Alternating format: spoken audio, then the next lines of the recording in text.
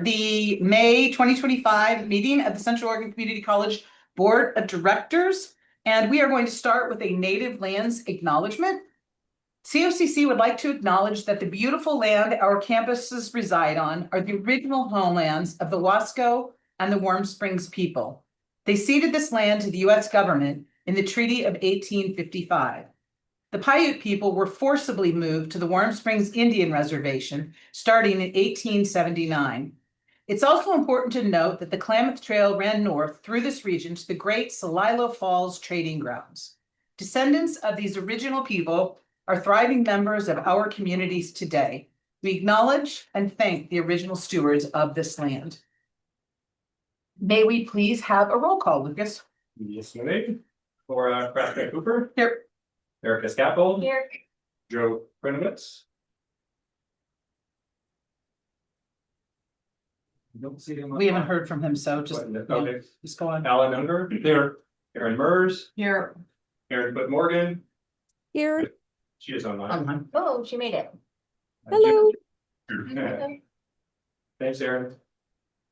And then members of the budget committee, we've got Rebecca Lambert. Here. We've got Courtney Sneed.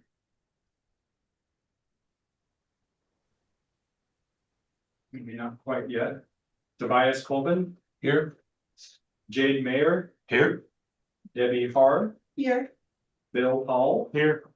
Jim Lanzarotta. Here. Lori Chesley. Here. Zach Boone. I believe he's gonna be Going online. on Zoom. Laura Bomey. Here. Alicia Moore. Here. Anne Marie Hamlin. I believe she's Here. Michael Lalonde. Here. We've got guest Sherm Bloomer. Here. Then we've got Charlotte Gilbride. Here. Christy Walker. Here. Josh Clausen, who I know is online. Here. Josh. Tyler Hayes. Here. Al Deschaux. He will join us He'll be later. here later. Okay. And Wendy Patton, who I also believe will join us Yes. today. Paul Taylor. Here. Kyle Matthews. Here. And myself, Lucas Albert. Thank you, Lucas. I haven't heard of any agenda changes. Do we have any? Excellent, that's how we like it. Public comments, I believe we have two folks who have requested an opportunity to speak, right, Lucas? We do, we just have one now. Okay. So Liz. Okay, Just consider Is there any specific place you would prefer me to sit? wherever you're comfortable. Okay. Right here, I think I can see everybody from here. So I just want to introduce myself. My name is Liz Patterson. I am part of the classified staff here at COCC. I'm the Vice President of Business Affairs, and I'm currently the chair of our negotiations team, which is currently in session. So I'd like to read you a letter from our classified members. On behalf of the Union of Classified Staff at COCC, we urge the board to pass a budget that reflects not just the materials needed of the college, but the human needs as well. Many of the dedicated staff here at COCC are being priced out of the communities that we serve and support, with fewer and fewer of us able to live here solely on the wages that COCC offers, forcing us to work multiple jobs or live with roommates in order to continue to work for college whose mission and goals we care deeply about. A recent survey of classified employees found that more than 90% of classified staff feel that past cost of living adjustments have not been adequate to keep up with the reality of living in one of the most expensive parts of the state. A quarter of us regularly face food insecurity. The college's core values include ensuring a diverse, safe, and equitable environment for students and employees, as well as supporting colleagues by embracing the worth and dignity of all faculty and staff. And we implore the board to adopt a budget that reflects those values and ensures they are upheld. Thank you. Thank you. Thank you, Liz. So no other public comment. No other problem. Okay. That brings us to information items. I believe we just have one. We are fortunate to have Sherm Bloomer from OSU Cascades, and I will let Lori introduce him if she doesn't mind. I'm pleased to announce that Sherm Bloomer, my colleague, is with us this evening. Every year we go to each other's board meetings and we give a short update on what's going on at our institution. And so that's why Sherm is here tonight, and I think I'm coming to your house soon. You are indeed. I want to say that as I look to my next chapter, that it has been absolutely my pleasure to work with Sherm and to collaborate with him, and I've appreciated the relationship very much. He's just a super smart, nice guy, and I want to say that. I don't know what you're going to say here, but I'm going to say that. Sherm has been chancellor and dean for how many years? 2 of the 1st of May. 2 the 1st of May. How does it seem longer or shorter? Not gonna say. Okay, this is a public meeting. So anyway, he's here to give us an update, and I thought he might like to go before the budget committee starts its deliberations. Sure. I appreciate the invitation. I appreciate going before the budget committee, because before I came back up here, I've been 30 years at OSU in different roles, but 10 years before I came here, I was running the budget office for OSU. So I sympathize with your chore, and I had my fill of budget meetings in that time. I really appreciate the invitation, the chance to just talk a little bit about what's happening on the campus. A lot of you know it very well, but there's been a lot going on. One of the things I think is really important about the campus, and it has been one of the great pleasures of coming over here, is the close relationship between COCC and OSU Cascades. We started in 2001 on the campus here, and we were the junior senior classes. That was how we started. Spent about 10 years doing that. Moved to the site we're on in 2016.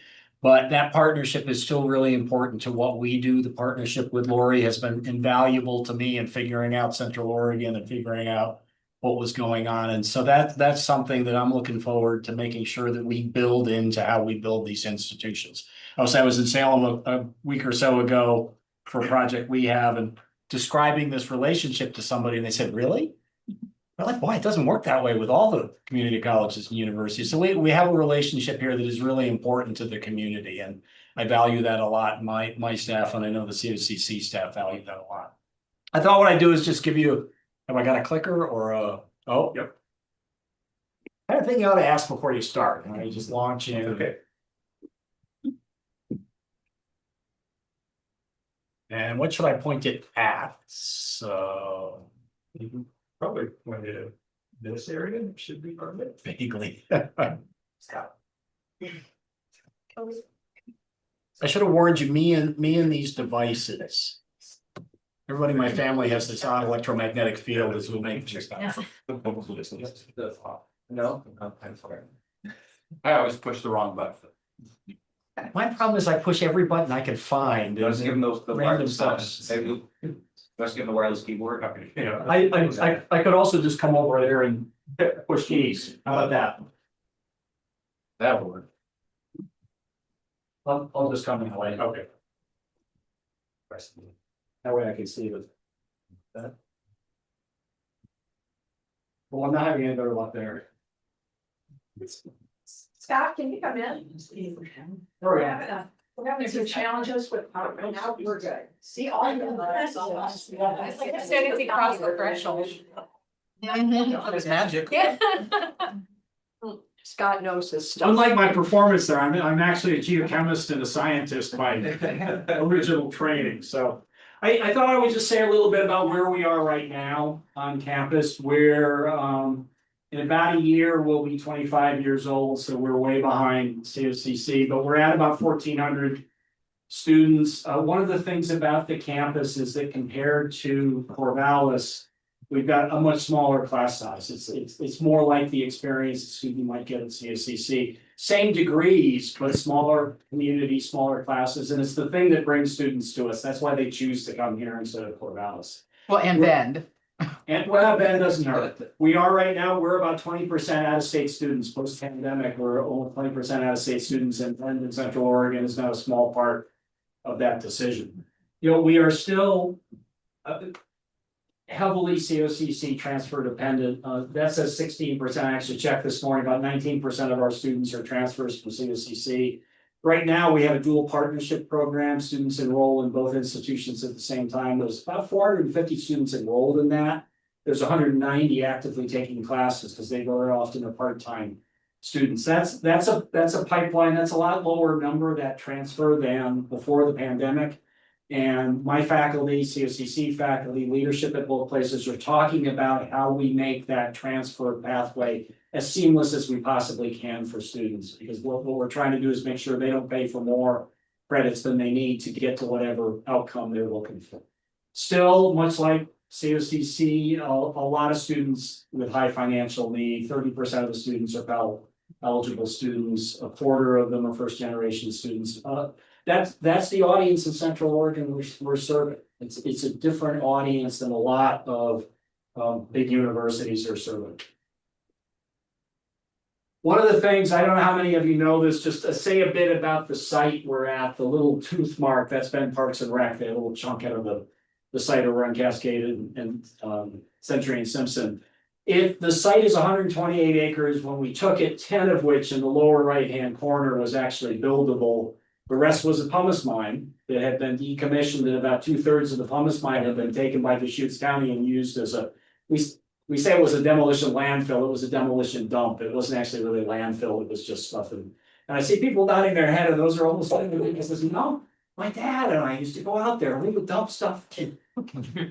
So the premise when we took the land, and we took it from Deschutes County for $1, and the engineering study at the time said, you know, you can remediate that land and you can do it on site by digging out the landfill, separating the dirt from the coarse material, taking the northwest corner of the pumice mine and re-landfilling it all, using the dirt someplace, grade the site, and you don't have to take any trucks off site, and you don't have to bring any trucks on site. Sure, you could. One of the most interesting things, so we have worked through, this is where we started 10-ish years ago. We did a small piece kind of as a test case. That's where Ray Hall is if you've been over on campus. We just are finishing, and I'll show you some pictures. This corner, almost 10 acres, the first big chunk of the landfill we bit into. And this is kind of what it looks like. So this is about 10 acres in the southeast corner of campus. This is 6 months into the project. This had been a 30-foot tall hill of landfill. It just looked like a hill with a kind of flat top. Dug it out, yellow truck by yellow truck. And this is the end of the landfill. We dug all the landfill out, and so this is actually what the pumice mine looked like before you started putting the landfill material into it. There were a couple places. This was the deepest spot. It's about 60 feet down. So we took that 30-foot hill down, dug down to the bottom of the pumice mine, and then started filling the whole thing back in.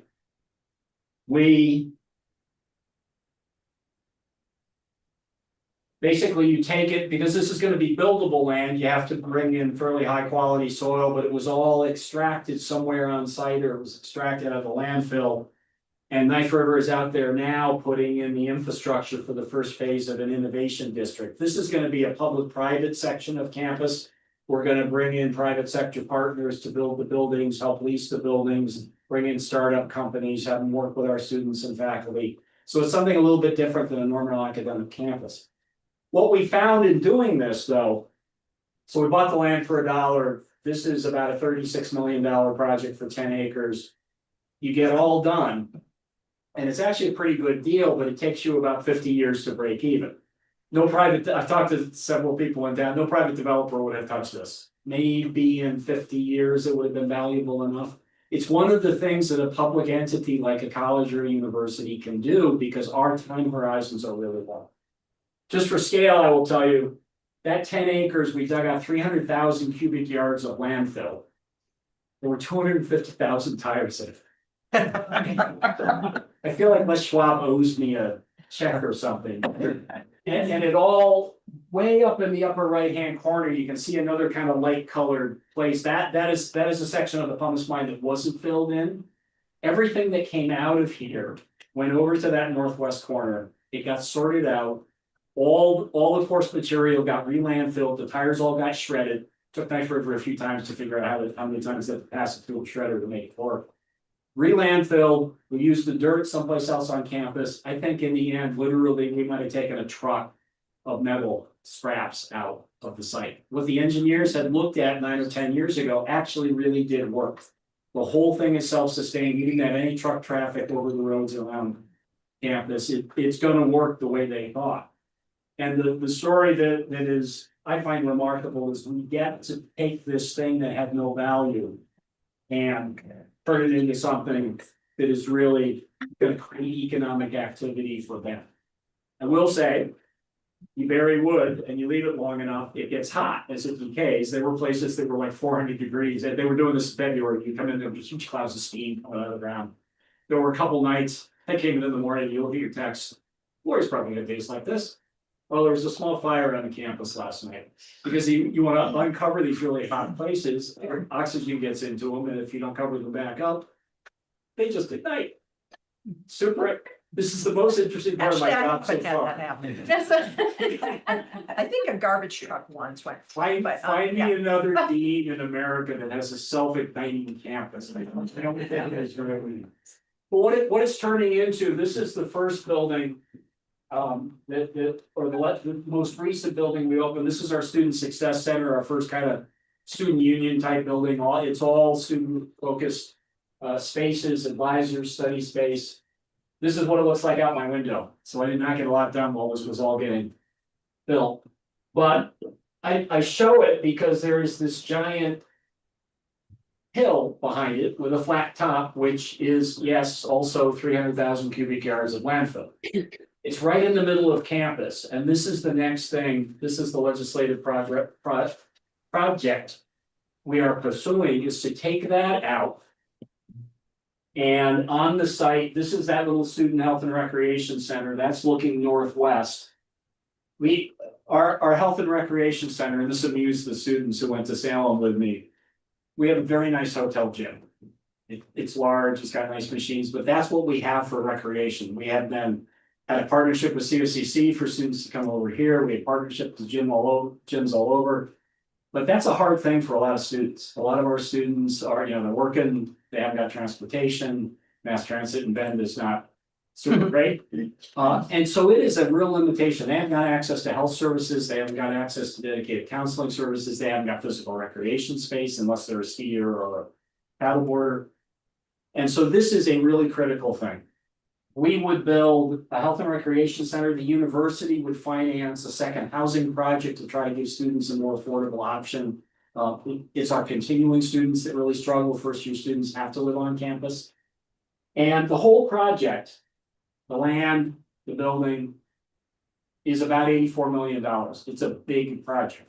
It is, however, something the university is bringing $42 million to the project, $20 million of which our students in 2017 voted for a fee. They started paying a fee in 2017 to put towards this building. That fee is now large enough that it will support debt service of $20 million.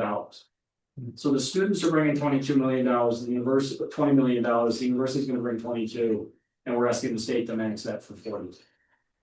Explaining it was very interesting in Salem 10 days ago. Well, do you know about the campus? No. Well, we're building it on a landfill. This you get a little credibility hit right there when you build your way back up.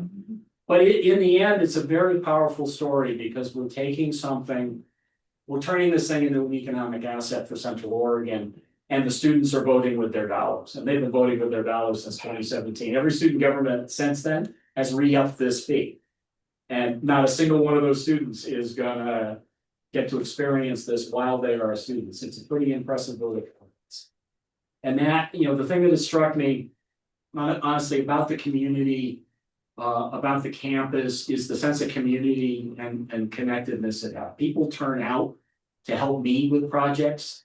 We turn out to help the community with projects. Students love the place, as they've shown, and people come to teach there because they love the place. That sense of a small community where you have, you know your students, they know you in a direct impact. And the partnership, that all started with the partnership we had here, and I think a lot of what we became is flavored by what COCC is and what it does for the community. So I appreciate the chance to talk with you. Happy to answer any questions if you got a couple minutes, but you got a pretty full agenda because I saw the agenda. Capital construction, not too many sessions ago, they decided with universities to focus on rehabbing buildings where you're the only university really wants to build new buildings. So it's a difficult mindset for them to get around how they treat you different. Yep. I as a board member or us as a board what can we do to support you? Honestly, right now we are queuing up email letters to Ways and Means leads. I don't know what an appropriate boundary or role is for. We are trying to find people in the community who care about Central Oregon to say why the campus is important as an investment in Central Oregon. And in any way that's appropriate, I know what our board can do and not do.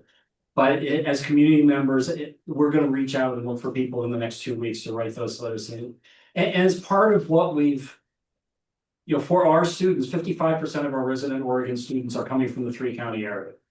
And they are coming from the 3-county area because La Grande is too far, Corvallis is too far, they've got families, they're first generation. There are a lot of reasons. You see the same students. That proximity and access matter a lot still, even in the 21st century. And so that's part of the story. I tried to convince them that remediating the landfill was equivalent to depreciation on a building and they weren't buying it, but I don't think so. yeah. Technically in their language, it actually does fit, but they weren't. But yeah, I will say HEC has actually been really helpful. At this time, they've started to recognize this issue. Our legislative delegation has been really helpful in making the case. Sherm, I'm from Pineville, the land of tires. What did you guys do with the shredded tires? There's Because you can actually, recycle them. there is a DEQ standard for how you landfill them and it's it's a compaction measure. You have to get them to a certain So compaction. that's why they shredded. Oh, I was hopeful they were doing some sort of recycling, because they can bake. I mean, they're probably old and probably degraded, but there are some things you can do with them.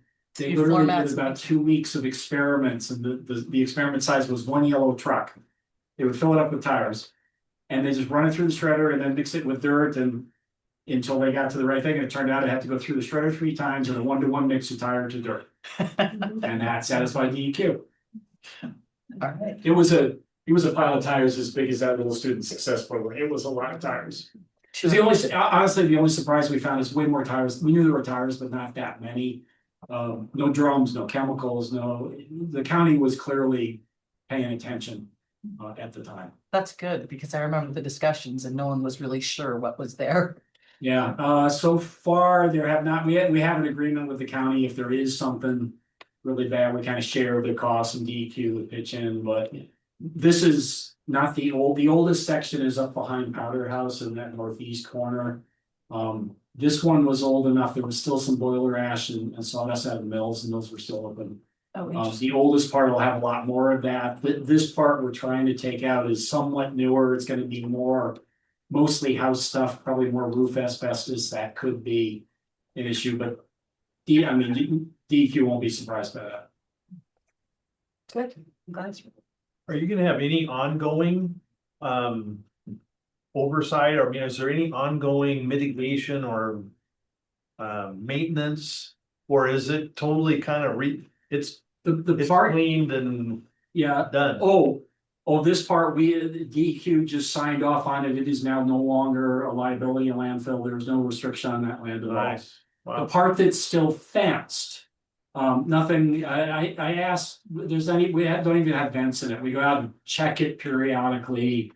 Temperature probes here and there. This kind of landfill is not something, it's not gonna make a ton of methane. It gets sinkholes in it once in a while, so which is why it's fenced off. I mean, the original, apparently it was gonna be a motocross course for the county, and then some poor middle school or high school kid fell into a sinkhole and got burned. And that's when they fenced it off, and here we are. It's on fire. It's on fire now. Yeah, well, and this was, my capital folks had done a lot of research, and there are landfills like this with tires, and the tires ignite at 900 degrees. We only got to 400 degrees, but if you leave this kind of thing long enough, it will get hot enough that the tires will burn, and then it burns underground. And you don't put it out, you just wait a long time. Yeah, it's, Or you dig it all up and do what you gotta do, which is what you're doing. and ideally you do it before the tires ignite. I have said this, you know, kind of, I'm later on in my career, this is the most interesting job I ever had, because it comes with a whole bunch of things that the normal academic dean does not get to deal with. I really appreciate the time talking to you. You can tell I like the place a lot. If you have questions, all right, I'm the only Sherm Bloomer at OSU Cascade, so I'm an easy person to find. Let me know the questions. If you ever want a tour, happy to do that as well. So if you write letters, send them to you, or just send them off on our own? I can find, I'll pass on to Lori if that's all right. And I'll make sure that. We're gonna do it by email, so it gets the time frame. I would pass it on to Lori and let you find an appropriate way, and thank you for that. Sure. Will do. Thank you, you. Sharon. So now we are going to go to adjourn to the budget committee meeting. So I will adjourn the regular meeting for now and turn it over to Debbie. I think you're our chair, right? It says that Rebecca is the chair. I thought Rebecca was the vice chair. Last No, you're there. We voted for you to be chair. Because I'm looking at the minutes I and, think the minutes are incorrect. okay, I think Rebecca. That's what I think also. I thought I was vice chair. all right, well, we're on the same page.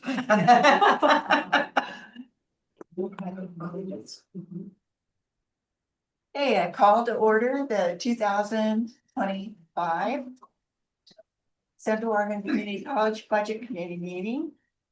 And the first item on the agenda is to approve the consent agenda. Do we have a motion to approve the consent I agenda? think we need to correct the minutes to say that we I think you're the chair and Rebecca's the vice chair, right? Yes. So I'll move, we approve the minutes with those changes. Okay. The board only. Pardon? The board only, or is it? Oh, it's all of us. Second. All in favor, say aye. Aye. Opposed? No. Okay, the motion is approved. And now we'll turn it over to Michael. So I'm budget. I'm gonna start and set some context for us. Right, Michael, come on, we talked about this. special time of the year again. That's special, I love to hear again. Special. It's very special. So I just want to set some general context for the proposal we're gonna bring to you. And the first is kind of the general financial context, and I don't think this is gonna shock anybody. You keep up with the news. But the theme is continuing uncertainty, and the trends don't appear to me to be trending positive, the opposite. So I want to make you aware of some proposal that our board is aware of, but not everyone here is. And that is that the current administration in DC is putting forth a budget bill, a budget reconciliation bill with cuts to the Department of Ed. And I think we're a long way from that budget being adopted. So I don't want to overreact, but I need to share, obviously, with all of you that fact. There are proposed cuts to Title III. We are the recipient of a Title III grant. I'm only going to hit a few here that would impact us. There are others. There would be cuts to TRIO, a grant we wish to apply for that is a proven model of student success. There could be cuts to some direct student funding that is a part of the grants we receive. And were these to come to pass, I would anticipate, it won't be me, but we would, the college would be back to talking with you folks about some budget adjustments, and there could be some decisions we have to make. Went to the local leaders meeting with Senator Merkley last Saturday. And he seemed to be optimistic that this bill won't get anywhere for a lot of reasons.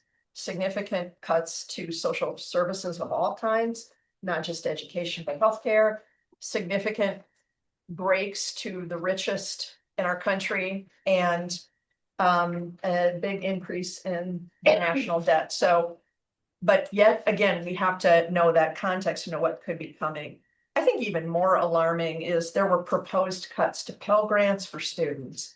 There was, which could lower our enrollment. It could happen. The proposed cuts are that in order to be considered full-time and receive Pell, a student would have to be taking 15 credits rather than 12. And if you're less than half-time, 7.5 credits, if my math is correct, you're not eligible for Pell. We would have students impacted if that were to come to be. The only happy thing I can say here is that traditionally in Washington, there has been broad support for Pell. So hopeful that this will not come to pass. The state revenue forecast that came out this morning, I'm sure you've seen that, not a sanguine report. The headline I read this morning, 750 million less for the state to spend than anticipated. And so that could affect us. I just texted Abby Lee, the executive director of OCCA, and I said, what's in the Ways and Means co-chair's proposed budget? And apparently Ways and Means has declined to put in a specific proposal what would come to community colleges. But she believes that proposal will be, there's no guarantee here, the governor's recommended budget increase, which was 6.9%, which is what we build our budget on. Again, there's uncertainty, and as you all will know, there are many potential cascading effects from the federal government, uncertainties cascading down to the state, cascading to us. So I want to set that context. I also want to talk about Madras specifically. Thanks to Michael on his foresight, we have taken a much closer analysis at our Madras funding and the timing of our Madras funding. And we have realized we have a cash problem and a cash flow problem. I thank Michael not only for the analysis, but for keeping at me until I accepted the truth of the reality of our situation. So we have a different proposal here for you tonight. Given these factors, we have a new recommendation that takes significantly more money from our reserves for Madras now. And that is based on, I want you to understand, a worst case scenario. The scenario of if we didn't get a single penny more from Madras. Again, we're planning for the worst. That is not going to happen. I can't imagine it, but we want to plan for that. We still have robust fundraising efforts and foundation efforts in place, at least for the next 18 months. But the money comes due this year because construction will be done in November, and you can't pay a contractor over 5 years or hence the cash flow. And do not think for one moment the college is giving up or throwing in the towel. Not going to happen. So I'm going to have Michael go through our revised recommendation, and we'll answer questions as we go. And I know he can talk about some factors coming up, some levers coming up that we could potentially pull that would be positive for the college. So Michael, did you disagree with anything I said? I did not. Okay, good. I only have 5 minutes on this. Yeah, I'm an English teacher. I have to tell a story. Michael, Okay. please. So the agenda today and usually is more about But he's gonna work. Likely knows that. Is to talk about the non-general fund, but because of some discussions that we've had lately, we're going to talk about the general fund as well.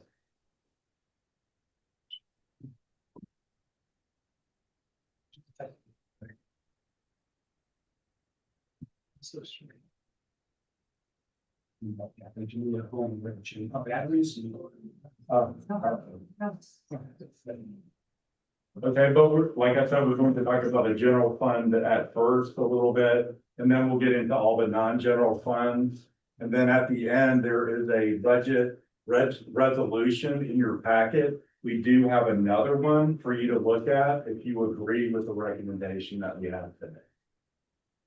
So the financial projections have a number of assumptions, right? And the thing with a projection is that you really don't know exactly what's going to happen in the future. So you take your best guess based on historical factors.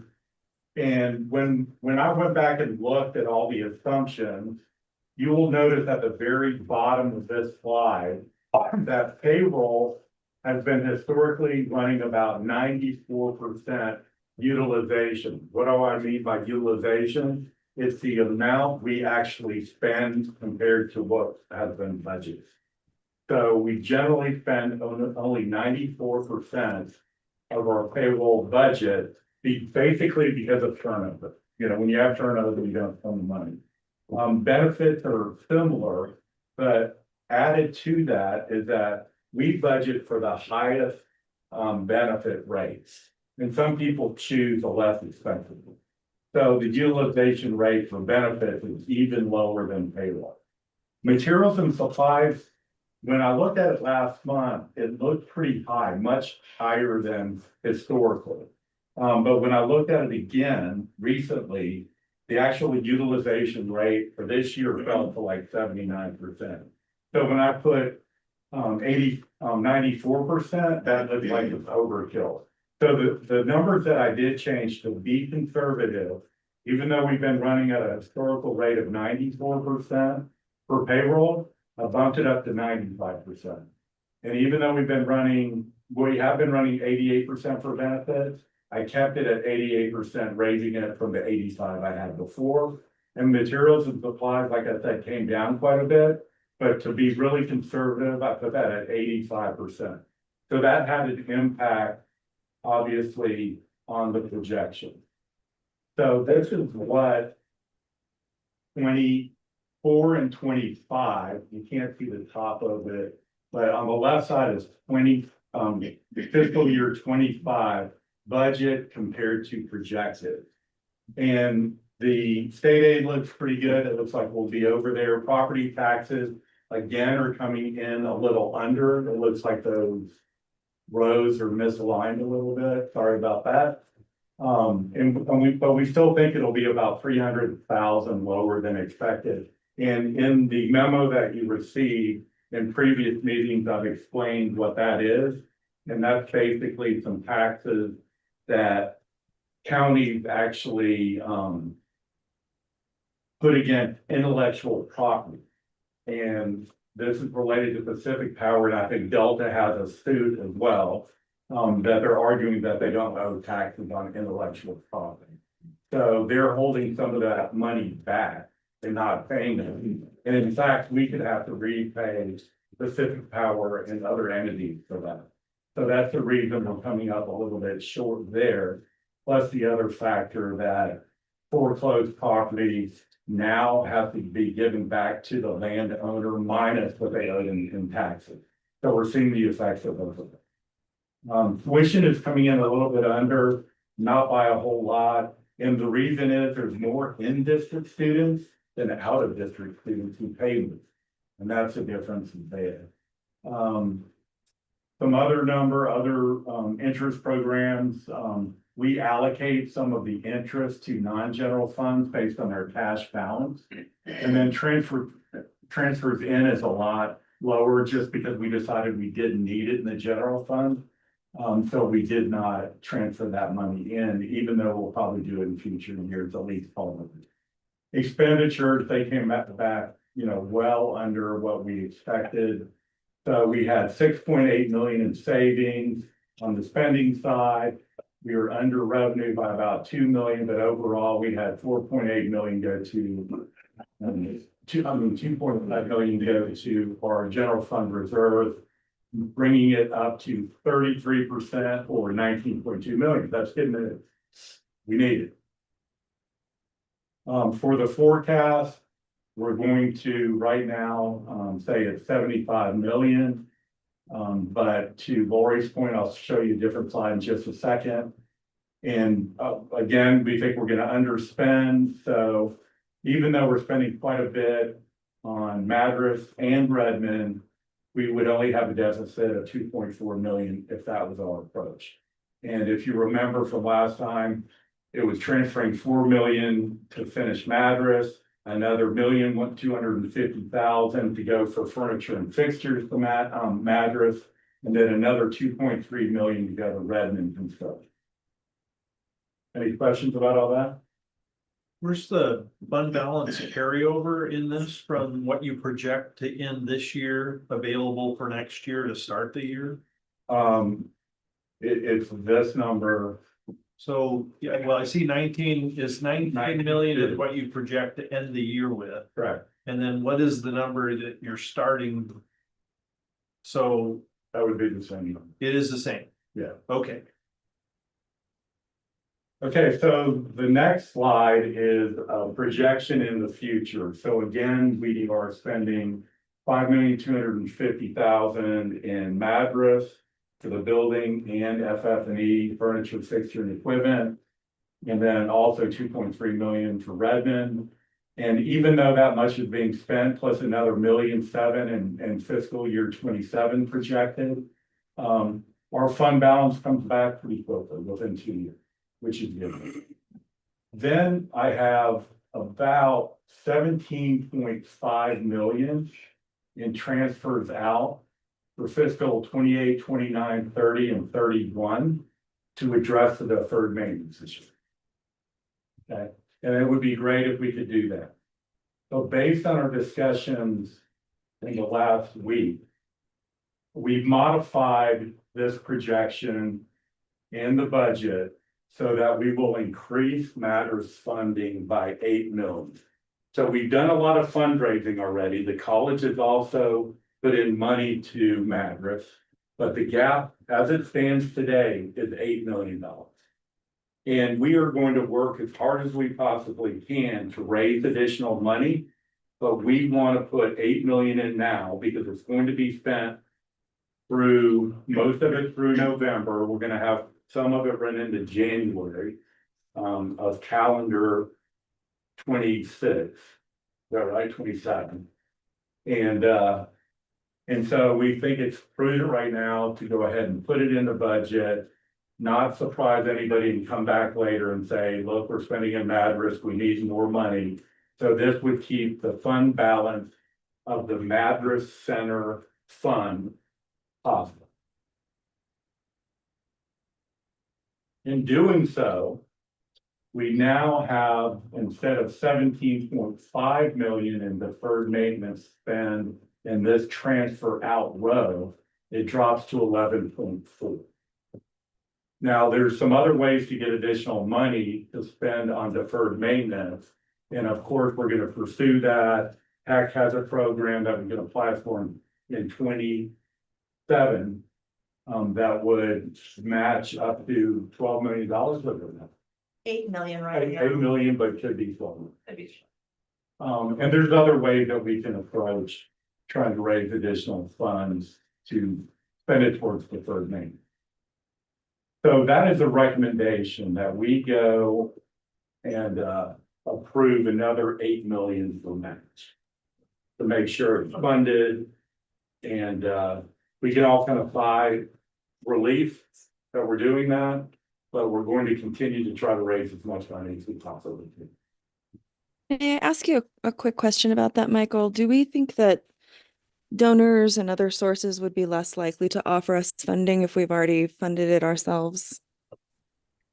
That's a great question, Aaron. This is Zach. That's a case-by-case basis. We've been really transparent about this project. The cost increase, as you know, we've actually had some donors step up and reach out to support the project since they've heard of the loss of federal funding. So it is a little bit of a nuanced case to make to stay on time and stay on project. But I think most of our donors who have supported the college for a long time know that at the end of the day, this is still going to save students money. It's going to save dollars for other projects. And so we're just being really candid about that. We also need to meet these healthcare shortages in Madras. So we're trying to do a lot of things. I recognize that, but everyone we've talked to so far, I think Wendy's there in the room. Gentleman approached us at Meal of the Year and said, how can I help supplant some of that federal funding? And she's now meeting with them about supplying some funds for equipment. So it is a case by case basis, but we're just trying to be super transparent about it and still make the case we've always made, which is private philanthropy makes this project go, and it saves money for our students in the general fund over time. And I think, can I say something? I think that it's important that we don't forget that by funding this right now, we're doing it because we have to, but it's taking away from our reserves and our ability to do things that we really need to do, like our deferred maintenance, like having reserves in uncertain times right now that we are in, and not knowing where, you know, where funding is going to come from in the future, what's going to happen to our existing funding. And so I think that that's a story that we can very clearly tell, you know, potential donors, grantors, that sort of thing. We're just, I mean, I think we really are looking at this as the worst case scenario. You've got to have a backup plan because you got to pay your bills. And Yep. I think that's well said, Laura. And I think Wendy could speak to that a little bit too, but folks have been really, I'm not going to say sympathetic, overly sympathetic, but they've been definitely understanding that this is a position that none of us wanted to be in. And yet here we are. And I think planning the contingency in this uncertain environment is the way to go. And we continue with meeting with donors every single day about this project. Michael, I apologize if I missed it, but the full 8 million that you're recommending is due to the federal uncertainties of funding. Is that correct? No, the additional 8 million is just us realizing that we have 8 million more in fundraising to do. We're going to do it, but you know, to be realistic, are we going to really be able to raise that much money through corporate requests, personal requests? We're still going to file for grants and everything out there, but you know, right now we don't have a certain plan on where 8 million. But to some extent, it is related to that, because we put 4 million in already to backfill what we didn't get from the feds. Now we're just saying we would have put in money for the, you know, toward this gap, figuring that we'll fundraise some of it and we're probably gonna have to pay some of it. But now the whole thing is facing us because we already spent some funds to replace what we had expected to get from the federal fund. So maybe not these exact, but it's all part of the same pot. We believed we had coming congressionally designated spending in the amount of $3 million. So that is one of the federal concerns. And I was meaning to set a more general budgetary context, just in terms of what we may be facing future wise. So to be clear, it was 1 million we were going to contribute from COCC to Madras, which is COCC. 3 million when we learned that we were not getting the federal funding, and then the additional 8 because of the gap between the cost of the building and how much we have in paint, essentially committed.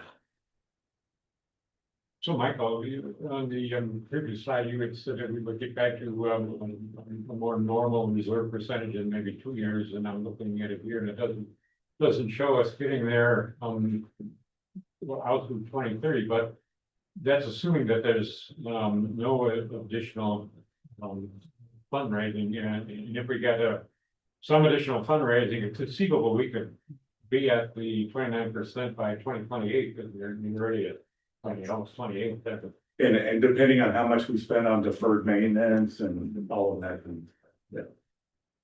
And Michael, remind me, what were your as I recall from the last meeting, you changed your policy, or the board changed their policy on reserves. Is what you're showing in 25, 26 more in line with the historical reserves? Before the policy was 10% minimum. Have we been that low? I just don't recall exactly, but it's been in the team. for sure. Not in your time here. Not in my time. Definitely not in your Now, time here. It will. It's my time now. Well, we're glad you're here. In the last meeting, we talked about CFI and being on stable footing. Does this affect that at all? It will. And are we in struggling 1, 2, or whatever the designations are? We did a calculation previously on that and we were stable. Now I think we might go down to maybe struggling more. So being the representative for Jefferson County, particularly for the Madras campus, I feel bad that we're in this position. None of us could have ever controlled it or even anticipated. And I'm really glad that we have Michael on board as coming from the private sector, looking at what he has done in the last 17 months.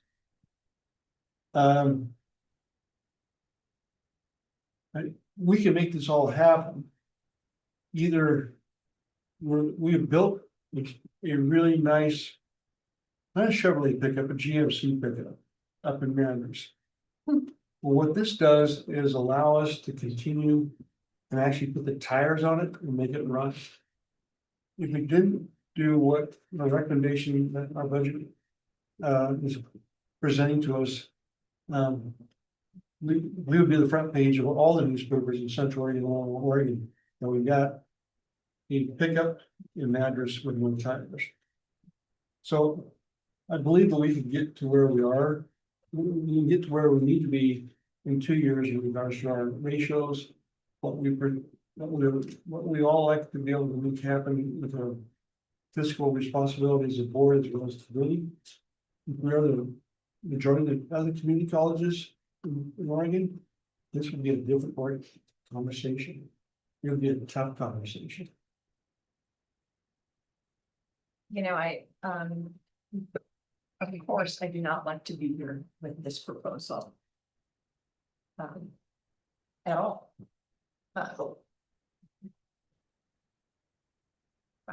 And besides saying that, I had something else in my head. Okay, what was it, Lori? You know, I've had folks ask me, well, why do we have this reserve policy that is so much more stringent than any other community college in the state? And I say, well, it's because we've seen in the recent years that crap happens. We saw COVID happen. And if we had not had the government at that time, essentially piling millions of dollars in the budget, we would have had to let go of people. We would have had to make some cuts that nobody would want to cut. So we've seen that happen. And now, frankly, you know, we're seeing it's kind of, it's a thing we couldn't really anticipate, but it's different in that now it's the government we can't, that the government is causing a lot of this. Sure, we could have planned, but I acknowledge we could have planned some things better. But the reserve is high because of situations like this. I can't remember because the reserves as we originally had at 10% was, I don't know, like 90 days of operating cash or something. It was really low. That was kind of yeah, 30. that was kind of one of those, there's a couple national governmental organizations, Michael's mentioned a couple of them, GFOA is one, OMFOA, the Oregon Municipal Finance Officers, they've come out with some of these targets and they're antiquated, these are old. This is like, I mean, I know it's great to pat ourselves on the back for even building a 30% reserve or whatever, but I think it's important to take the reserves and break them into pieces. You want a rainy day, you want it with, if the wheels fell off and you needed cash, okay, we need a fund for that. And you can model it and you can measure, you can put a number to it, you can put a percentage to it. Then there's all the capital assets. And that's the element which even at 30%, I'm concerned you're not enough. Yeah, but there's modeling, there's methodologies to do computations. So now you can say, okay, so much of our reserve percentage is because of this. there's probably 3 tranches of reserves to help you with different types of risks. And the biggest chunk is maintaining those capital assets, because the cost is incurred, whether you cut a check to replace a roof or not, the wear and tear is there. It's kind of like not funding the retirement plan. You know, yeah, imagine your The chickens are gonna come employees. home to roost. So every year you don't put a certain amount in to reserves, it's like not funding a retirement plan for that year. And when we, So, and yeah, I'm really glad you brought that up, because when we adopted this reserve policy, it was not just us say, I mean, I don't know that we did, like this much for this much for this. But Michael looked at a whole bunch of models that are out there and looked at what we had in deferred maintenance and looked at how many days of operating cash we had. I mean, he did a whole ton of analysis, and the board discussed that at a retreat in great detail, and that's how we came up with the number. And honestly, we would love to go higher, but Yeah. realistically, we are balancing being able to provide our mission now, Yeah. right? But I'm really glad you said that, because I think I've heard this from some people. Why are your reserves so big now? Like, we just want to stockpile cash, and that's not it. When you look at how much, 10% was, it's kind of a miracle that we never had a big disaster, right? I like your idea of tranches, and you Yeah. and Michael can have that yeah. discussion more, and because we looked at reserves as it's risk management for the crazy thing that happens. And we looked at it as it'll allow us to do some new things that we want to do that are just hard to fit in with a pretty tight budget anyway. So I like that idea. The goal was to do the general fund reserve first and then start putting money in the capital projects fund after that. And unfortunately, we do have a reserve for PERT. Unfortunately, we've had to use a little bit of that in this budget session to fund Madras and Redmond too. So, but I should mention Redmond is included in this column. Going forward, I think. Clarifying question of how this gap changed so much from our last meeting to this meeting? Yeah, I think one of the things that as we were talking, we realized is that we had spoken very clearly and openly, there's no secret, that the college was going to have to put in more money than we had planned initially. Said that in the real estate committee, I said it's going to be in the framework of millions, not thousands. And I think this does sound surprising, certainly to our budget committee, and maybe to board members who aren't on the real estate committee. So we knew we would have to put in more. I think I should have been more clear with the full board about what we had talked about in real estate. So some of it is some of it is the building ended up costing more than we initially planned. Some of it is the 3 million's obvious, but some things we applied for, if we asked for $1 million, we might have gotten 500,000. So my interpretation is that we were pretty sanguine in our estimates. We were pretty confident in our estimates of what we would be able to raise from various sources. And what would actually come in 2025. And what would actually come in 2025. So that's why you're seeing what I recognize looks like a big number. I could assure you that, well, I can't assure you anything. You can, but 12 plus years of the board and budget, Laura can attest to this as well.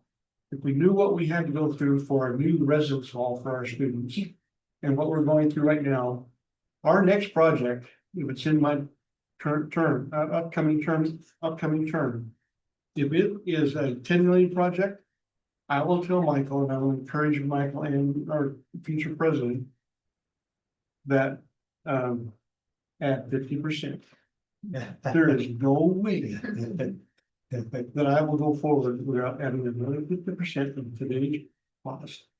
I'm not gonna say I told you so, but you remember me. But that's a challenge. But it's true. But that's a challenge of our boards, of any entity from city to county to schools and whatever, is that it's such a churn of 2 and 4 year terms, and maybe a double term. That's not enough to know that experience and historical. From this point on, I'm gonna ask for another 50% on top of that, so that conversation doesn't occur. You know, we had the discussions, we had discussions. But how do you have a discussion about losing federal fiscal money and that, you can't predict that. Because that, what is happening is so outside of any kind of management principles. Outside of good governance. But you don't expect that of your government, you just don't. No. And you're right, it's a big jump. It was 3 million in the black overnight. It's just. And what we're doing in Matters is a good thing. It just is meeting a national need for nurses, preschool education. It's bringing some life into Matters that needs it. Right, because I mean, they're paying their taxes every year. And I've been through these big projects before that have gaps there, but not like this. You know, you expect stability from forest fires and pandemics, not from government. Right? So it's a big hit. But we have to pay the bill to afford. You can't just walk out. Yeah, that's what I'm sitting here thinking, like, what is the alternative? Is there an alternative? And it doesn't seem like there is, but it is also concerning to see it drop so significantly. And if we have more rainy days on the horizon, which we probably will, it's a little scary. Yeah, I agree with you. Yeah. It is scary. And, you know, the truth is we've committed to Madras, you know, so it's, I mean, I'm saying it's, you know, and I think we need to honor commitments that we've made. I think from my point of view, we need to really be careful about what additional things we take on. I think I'm gonna make a bold prediction. Michael, you correct me if I'm wrong. Budget discussions in the next few years are gonna be tough. And even this year, we had way more requests to do new things than we were able to even consider. And not frivolous things. And they're not frivolous. And that's gonna continue to happen. So I won't be the president next year, but I will say, don't expect a lot of new things. We need to honor the commitments that we made. The good thing is the cost overruns have not occurred since, you know, many months ago when we got the, you know, I mean, since the construction has really started in earnest, we're on budget and on schedule, as I understand. So that's good. You know, the cost overruns all happened before we started construction, when we were getting estimates that were different, and then did additional items and all that. And that seems to have been, I mean, we got a handle on that. So at least that's good. And actually, from a city perspective, which was divided in the city budget, I was chair of that. All the bids coming in for construction is actually coming in a lot lower than expected, because the uncertainty isn't just in this room, it's everywhere. And construction companies are trying to get those bids in that are for sure, which is government and things that have the funding. So they're coming in a little bit under where they're at. So if you have any new projects that are coming in, you might actually get better bids. It's that uncertainty goes both ways. Yeah, I mean, we even had discussions about why don't we, you know, fund it for formidable, even though we know that we need it. And that just didn't make sense in the end, to just say, okay, we hope we're gonna get another 4 million, and we don't know for sure if we can. So this is the worst case scenario. Okay, the next slide you've seen before, and obviously it'll change with this change. It'll go up to 83 million.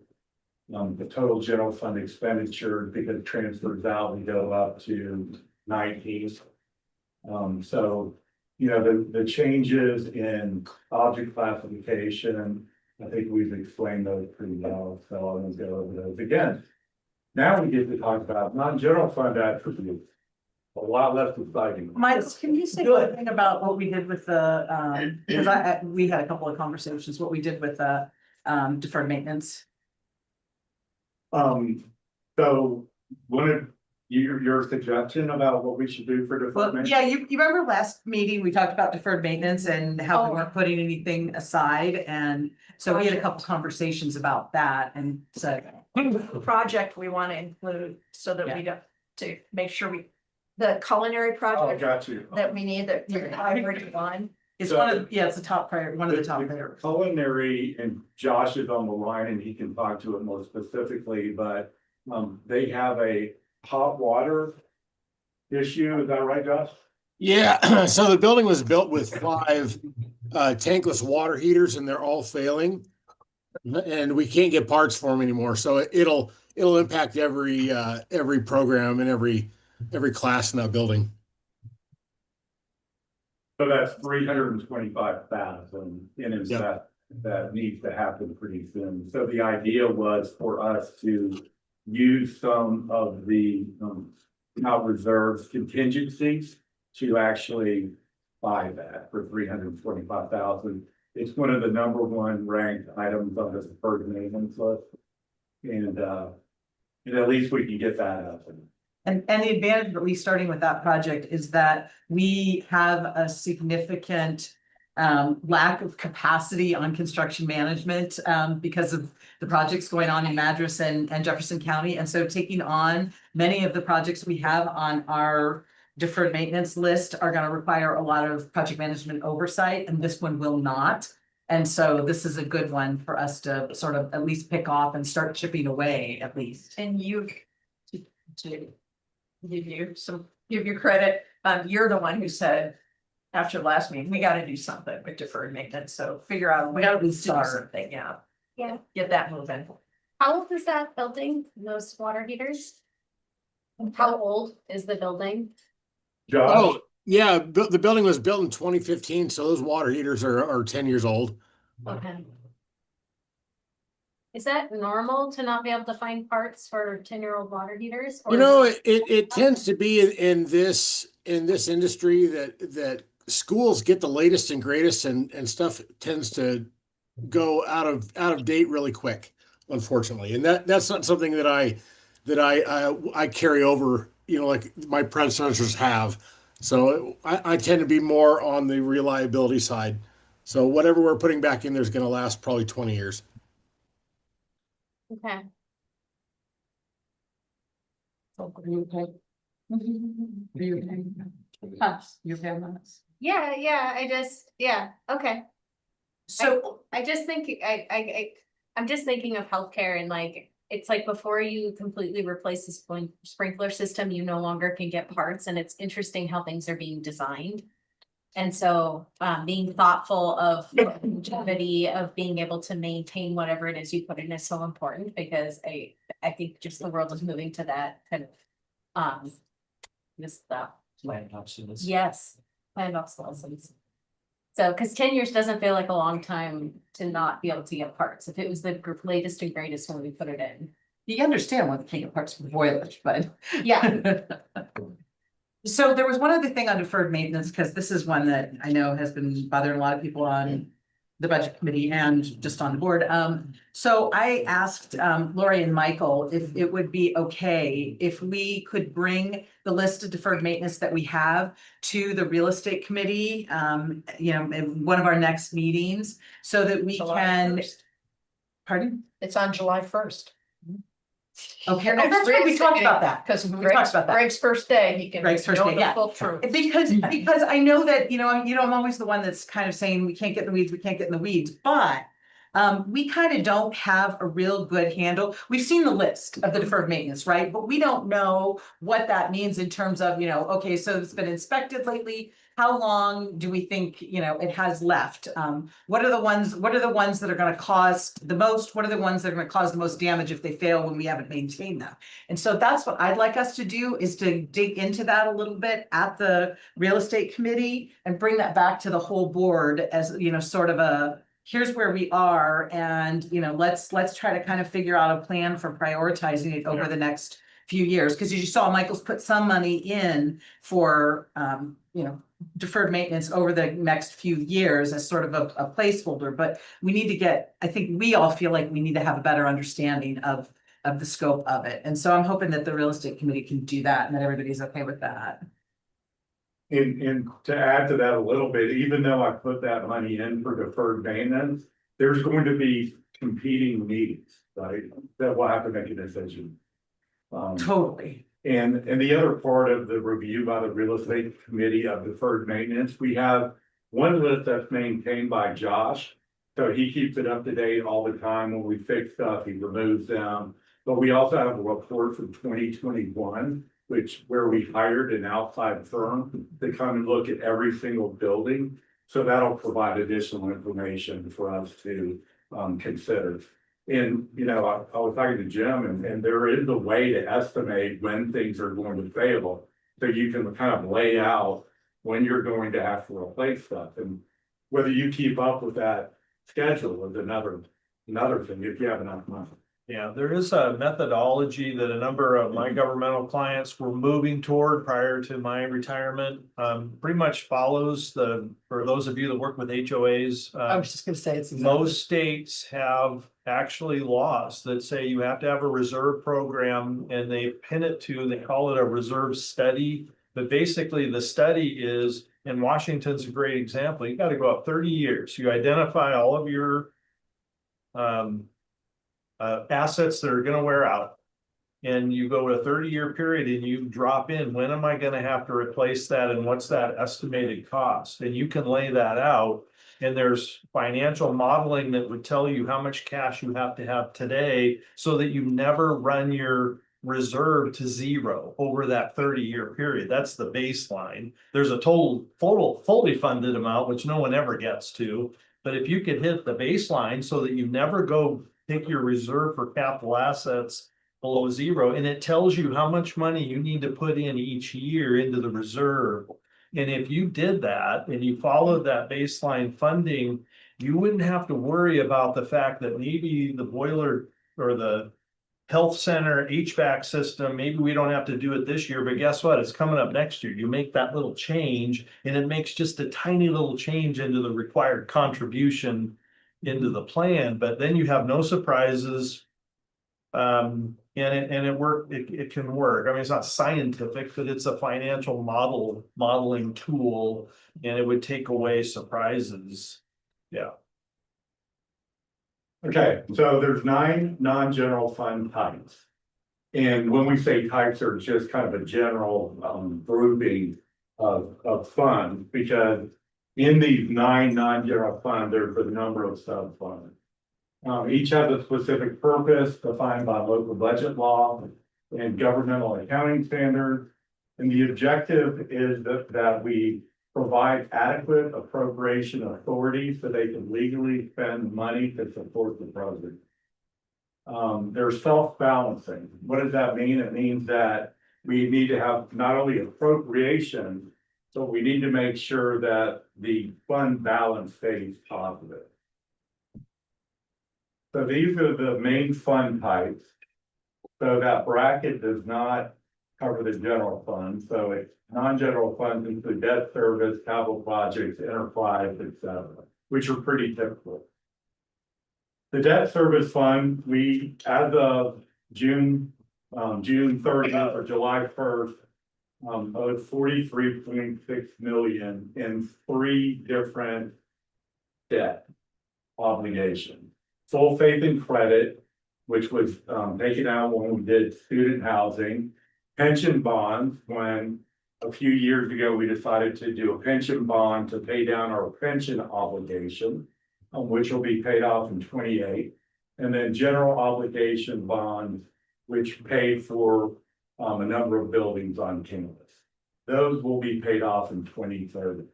And I always like to note that S&P reviewed us last year, gave us a AA rating, and so we have a great rating. This is the debt service fund, so we have tax revenue coming in, and then we have PERS reserve charges, and then we pay our principal and interest payments for that. Any questions? capital projects fund consists of 17 different funds, including Madras Center. Now we have a Redmond Center set up, capital equipment, et cetera, some funds for IT specifically. This is a detail of the capital projects fund. So the most significant item is, of course, the Redmond MATC renovation. It will cost us about 4.6 million if we continue to give the green light, funded by 2.3 million, which is coming from a match from HEC, and then a transfer in from the general fund of over 2.3 million. That is the most significant one. So that in some of these other line items, we are doing some automotive changes for the MATC expansion. We have a convenience store move that's moving over to the bookstore, but just IT spending, of course, and I think that covers most of it. The other detail of the capital reserve fund. Now some filming. Is instructional equipment. When we have failure, we like to have a reserve for that. Campus center building, we're doing some renovation on that building for about 300,000+. That relates to veterans affairs and then moving some offices. But the big one is the Madras Center. We have $14 million appropriated, which is about what they're going to spend through the end of fiscal 26. And then we have some other items that are pretty small. We are continuing to fund the development of Outcrop, but we will be reimbursed next fiscal year plus 17% interest on that for about 2.5 million. So that'll help fund the Madras and Redmond expansion when we do different. And then there's a couple other miscellaneous projects. Any questions?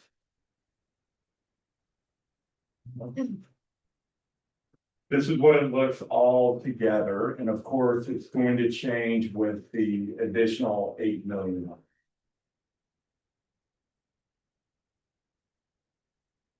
So the enterprise funds are residence hall, food service, bookstore. These are profitable entities within our campus. If you put them all together, they actually will make about 1.3 million. The bookstore has, since COVID, has struggled a little bit, but combining the convenience store and the bookstore together, will be at least breaking. So that's good. Any questions about that? No, what is in the convenience store that's not in the bookstore? They sell at the convenience store a lot of like washing detergent, stuff like that, toothbrushes. Toiletries, lots of snacks, lots of drinks, lots of grab and go, microwave food. Perfect, thank you. But their number one seller is Red Bull, right? Yeah. Red Bull. Red Bull. I'm not saying. So internal service fund, it doesn't need a lot of time. We basically copy machine contract. There's a little activity, not a whole lot. We are going to go with a different copier, copying organization or different contract next year. But it's a small part of our overall budget. Retirement fund. So this consists of basically two funds. There's a retiree health insurance reserve. It's one person and it'll go away next year. And then we have a FERS reserve just in case FERS goes haywire. Then we have some money so it doesn't impact every budget of the college immediately, and we can kind of trend it in. We did have to use some of the FERS reserve in the transfers this year to fund Madras and Redmond. But we have some good news. There's two different bills right now in the state where they would fund part of FERS and reduce our burden from 40+% to 38. So that could be positive. Out of curiosity, quite honestly, when we talk about me, what is that one person? Why is that called out? Laura. Who remembers? Laura. In 2002, the college agreed to pay a stipend to certain employees. It's listed in some of our collective bargaining agreements, and everyone except this one person is now essentially when you hit the age of 65, you drop off this plan. So that person, we are actually going to pay them out because of the retiree insurance plan below it has changed, and so they're going to just work directly with OA instead of us. So Laura, I'm sorry, I couldn't hear you. I was saying this came about because there was some collective bargaining language in 2002 for existing employees, longtime employees in the college, and they would get a monthly stipend until they hit the age of 65. And that person is not 65, but we are going to just pay them out, which means we aren't going to have anyone to pay beyond the end of June. Does that help? And, you know, if you notice on this slide, the last couple of years, we've transferred most of this fund to the general fund. Because we don't use it and don't need it. We might need the PERS at some point, but luckily those bills might pass and we'll get some of these. Special revenue fund, this is basically flow through federal grants, state grants, other grants. I mean, our team does an incredible job to find grants from the state, from others. So that is this fund and not a lot to add to it. Any questions about that fund? Auxiliary fund. So this is made up of a number of different activities. We have self-sustaining activity like College Now, which actually is somewhat profitable. Student government, they fund it, and sustainability is funded through a student fee that we have. Then we have non-general fund instruction. Some of these have been profitable in the past. Some are and some are not now that we've had to fund from the general fund. And we have revolving activities, foundation buildings where we fund part of the employees of the foundation, scholarships, student emergency fund are examples. And then we have contractual and administrative funds. Faculty sabbatical is an example of one that is required by our contract, professional development as well. And then we have some unemployment reserves that we have to pay the state. So this is what all of that looks like. Pretty significant fund. But you know, you've probably seen in the transfers out, it's not a huge amount of money that we have to fund. Financial aid fund, another flow through. Alicia, you want to give the details of why it went up so significant? You told me the other day that I'll remember off the top. Yeah, a lot of it was the increase in our enrollment. We had a lot more students who qualified for Pell Grants. So hence that budget was higher than we anticipated. And some changes to some state aid programs, which increased that budget after we approved this budget last year. Nope, I just.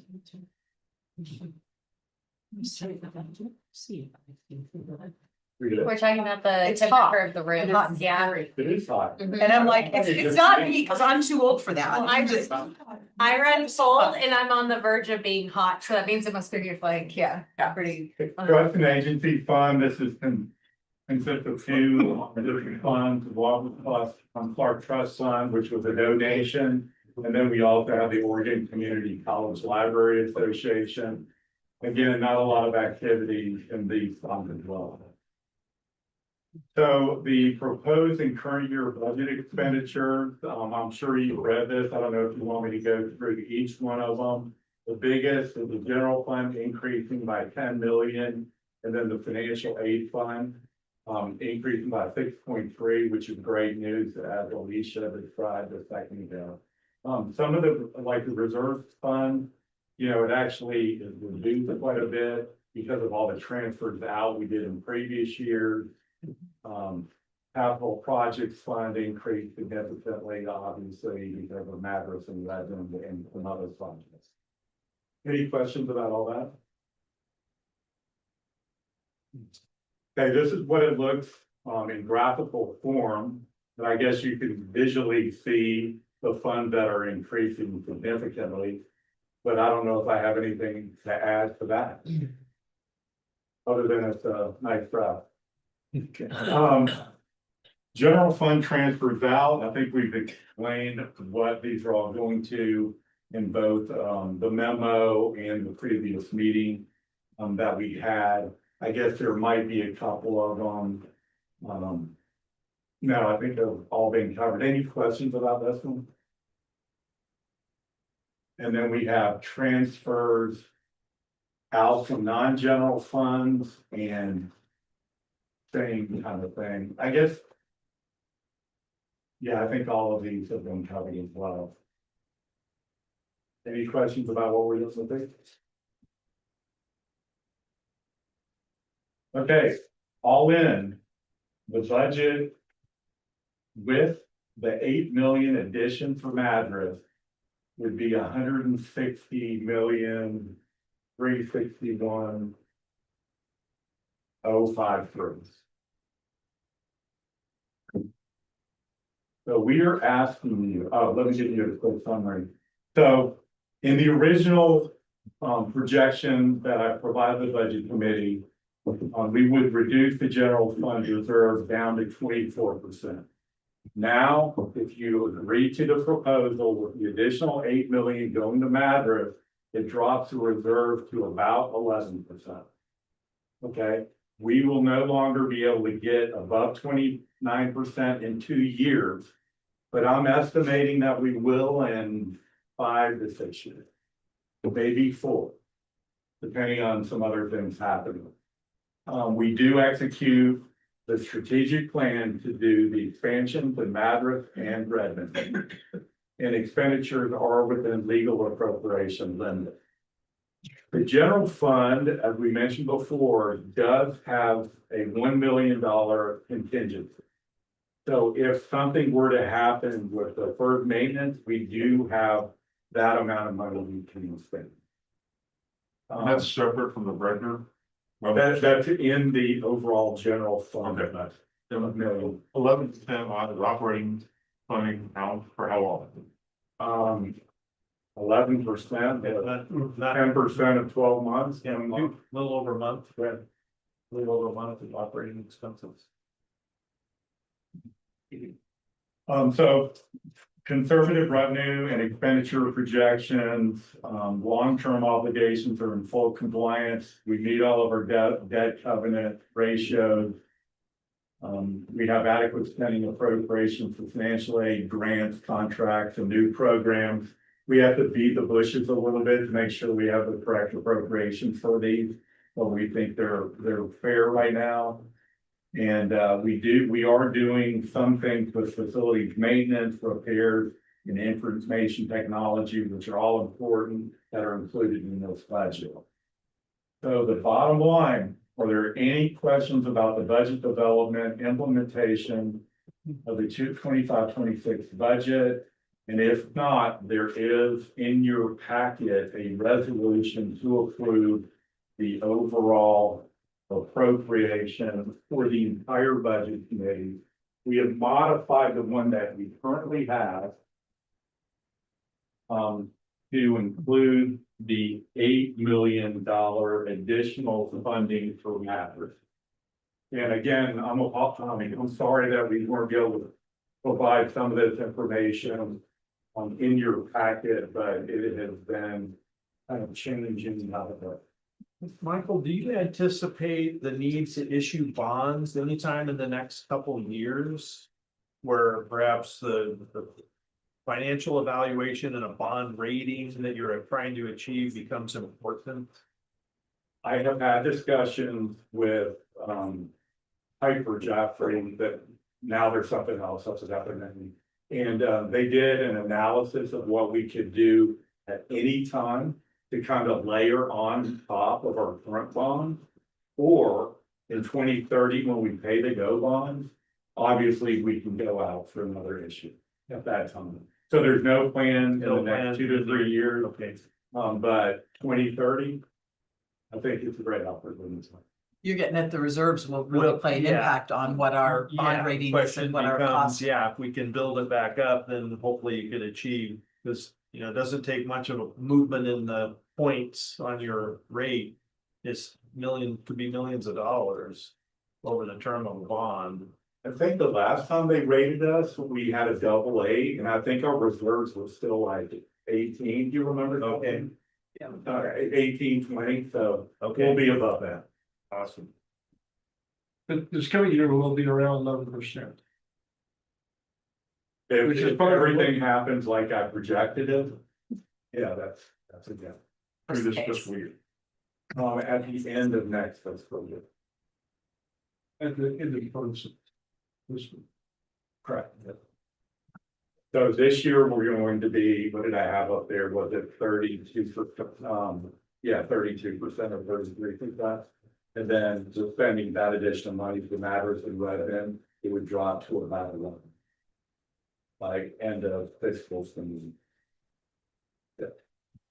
And 2 years ago, was it that we refinanced our bonds to, No, I think that was 4 years ago, yes.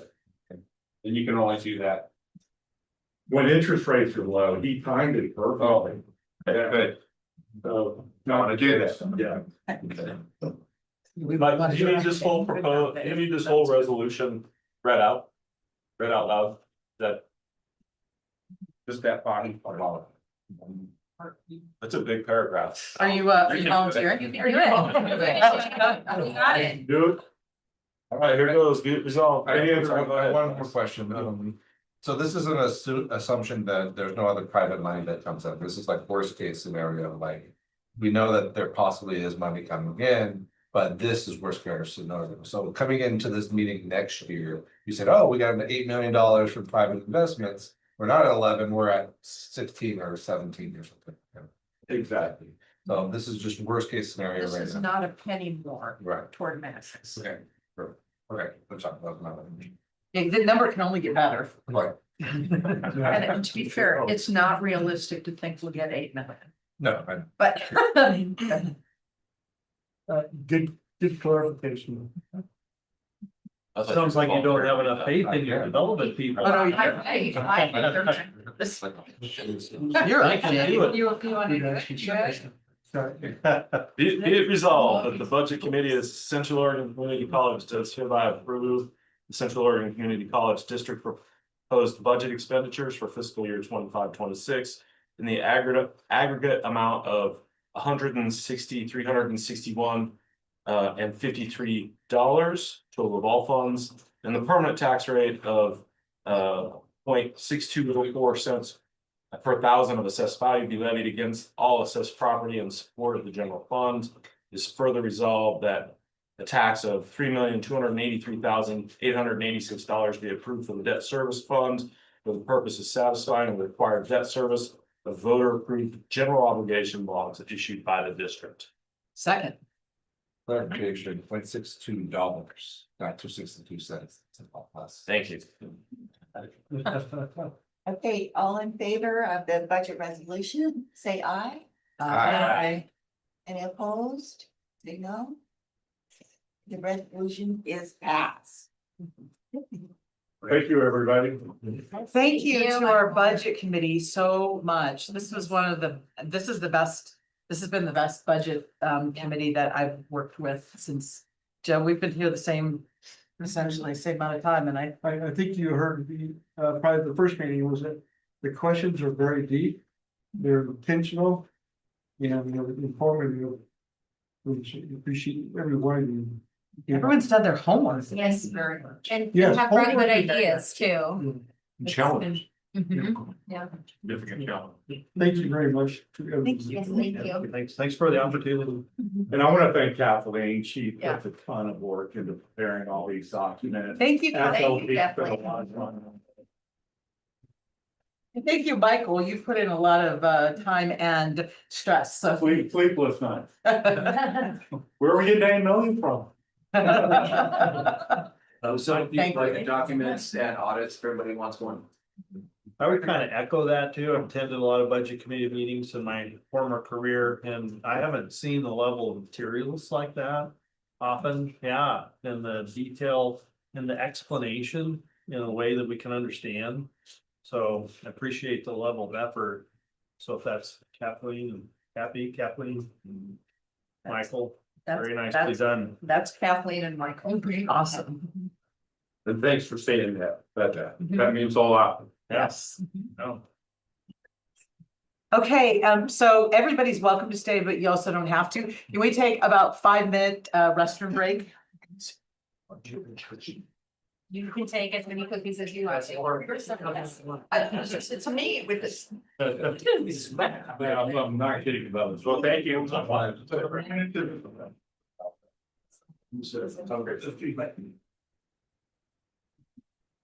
Thank you very much. Yeah. Hope to see you around. Yeah, I'm around.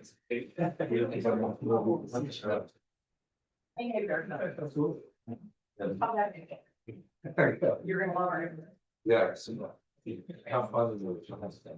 And take my time. Thank you very much. Thank you. Here. Same. Yeah, I think sure. Great. So. I'm gonna need.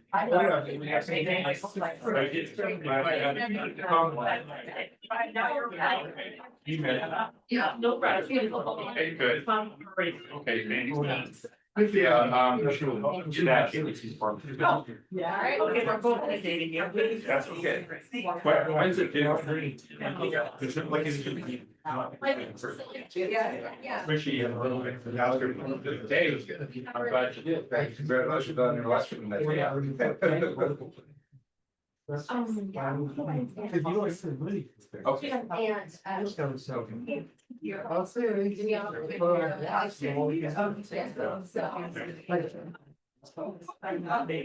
Yeah, no, we're before the whole standing, you know. Yeah, so we- I'm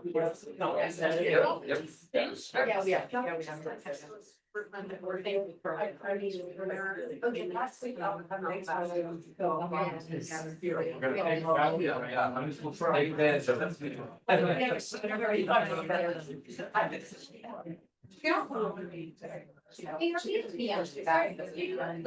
Are we on mute? Yeah.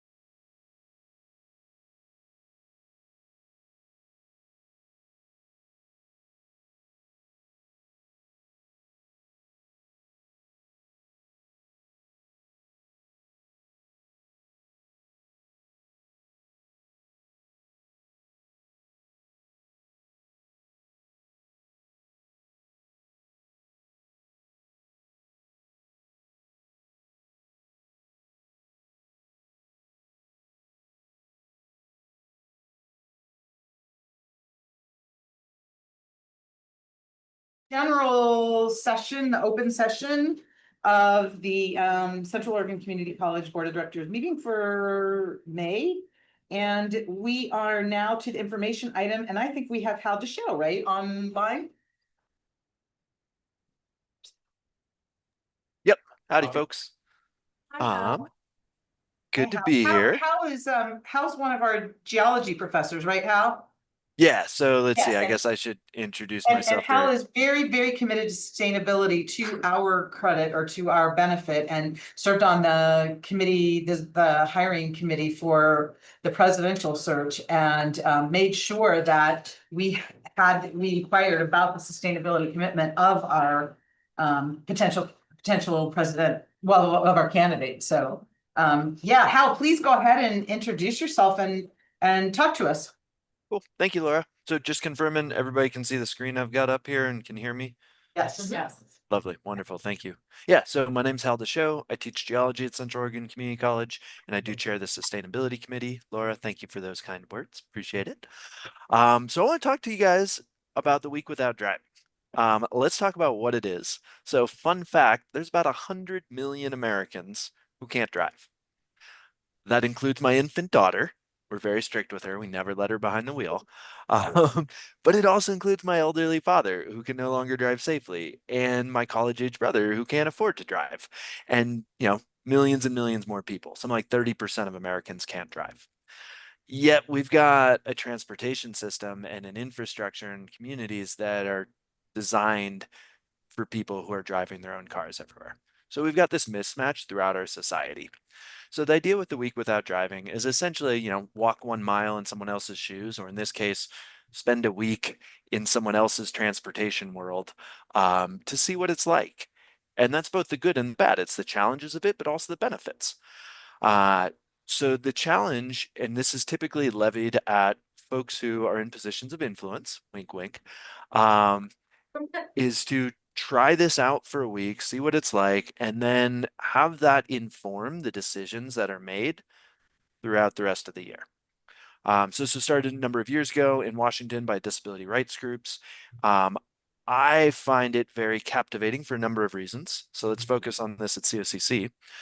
The bottom line is it's very hard to get to campus, and I mean any of our campuses, Prineville, Madras, Redmond, and Bend, without driving your own personal car. Our system is not very well set up for that.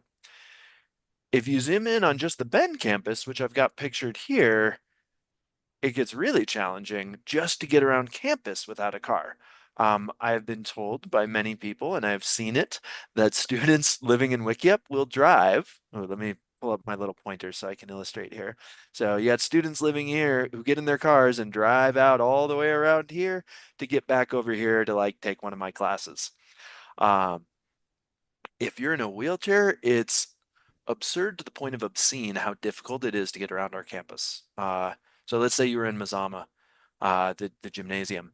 You follow this dotted line up to College Way, then you scooch all the way over here.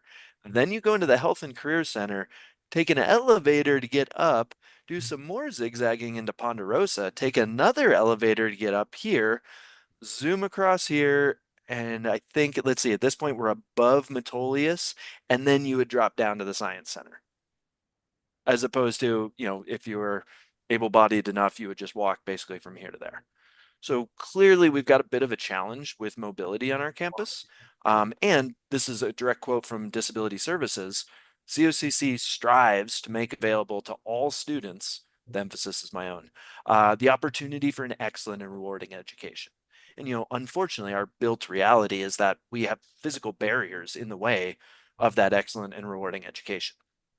So those are all reasons why, to me, it makes sense for us to try this on at COCC and try a week of how a lot of us are already living. And, I'd be lying through my teeth if I said I didn't care about the sustainability aspect of this. But it's worth noting that we have Lori Chesley's climate leadership commitment and our strategic plan and our climate action plan, all three of which have committed us to reducing our greenhouse gas emissions from transportation.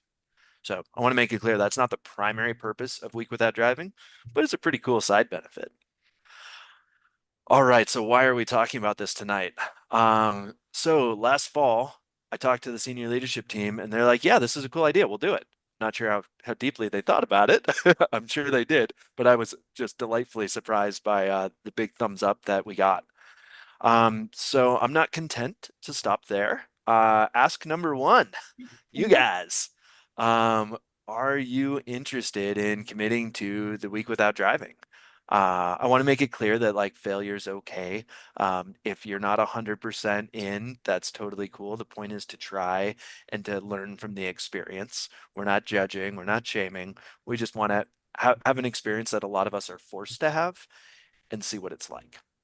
And Hal, can I, hi Hal, Aaron Mers. Hi, Aaron. We had a chance to chat about this a little bit too, and is it correct that if you were to take public transit or carpool or just find another opportunity that is not a single driver in one car, that is participating in this program? Yeah, what we're trying to get to highlight is the reliance on the jargon term is single occupancy vehicles, meaning you driving yourself, which is, the convenience that many of us live with. But yes, exactly, Aaron. So if you carpool, that's great. If you take the bus, that's great. If you're doing a van pool, which is a conversation we can all have about what that is, that's great. Anything that's not just you driving yourself. Can we do it over a month and do every Monday? Let's do a whole week at a time. You are welcome to do that because that's awesome. But the point of this is this is a national thing. So we are focused on that week of September 29th through October 5th. What qualifies as carpooling? Because I have a child in daycare and a child in elementary school and then I work, so, and it's Bend. So probably I couldn't give that up for the week because I just don't even, that would take hours of my day just to do that. And I recognize other people, it would, but I could do it in other aspects. So I'd need to do kid drop off and pick up, but then everything else we could try to do without the car. Yeah, I would say anything is better than nothing. And again, we're not like here to rank or judge or say, well, you did a 79% completion rate. You get a C. Yeah. So anything's better than nothing. But, I would say that challenge that you're facing there is a very real challenge, that there are people who don't have access to cars who are also facing that challenge.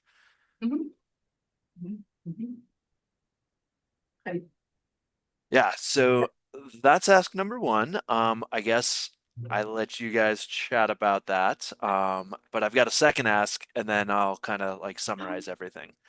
So that's the first one. The second one is I want to take this to city council. And when I approached Mike Riley, he's like, yeah, talk to your board first. Let them throw down the gauntlet. So you can blame this on Mike if you want to. And I want to emphasize city council actually did this last year. Mayor Melanie Kibler issued a proclamation about the week without driving. And unfortunately, the intent was terrific. And I think it never got past city council because when I talked to my friends who work for the city, they weren't aware of it. And I guess the reason I'm saying that is my goal is much bigger than just like a handful of people with photographs on websites doing this. My goal is that this becomes like a citywide thing. So I'm networking, recruiting, collaborating all around the city with other groups, trying to make this a citywide event. Yeah, I guess I'll leave it there and flip to the last slide and open it up for any additional questions y'all might have.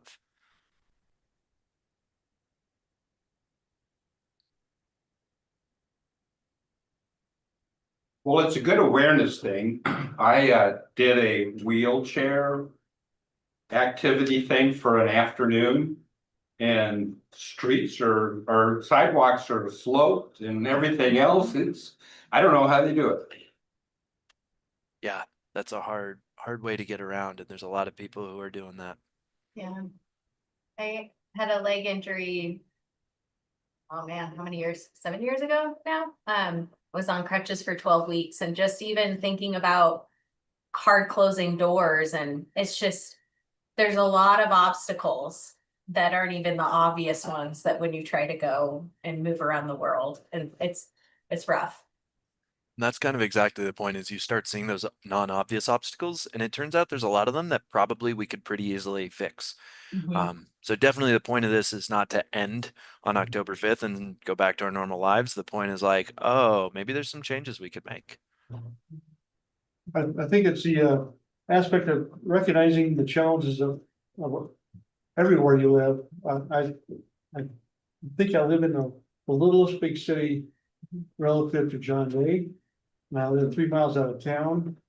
And I get inconvenienced when I have to stop at an intersection light and never show.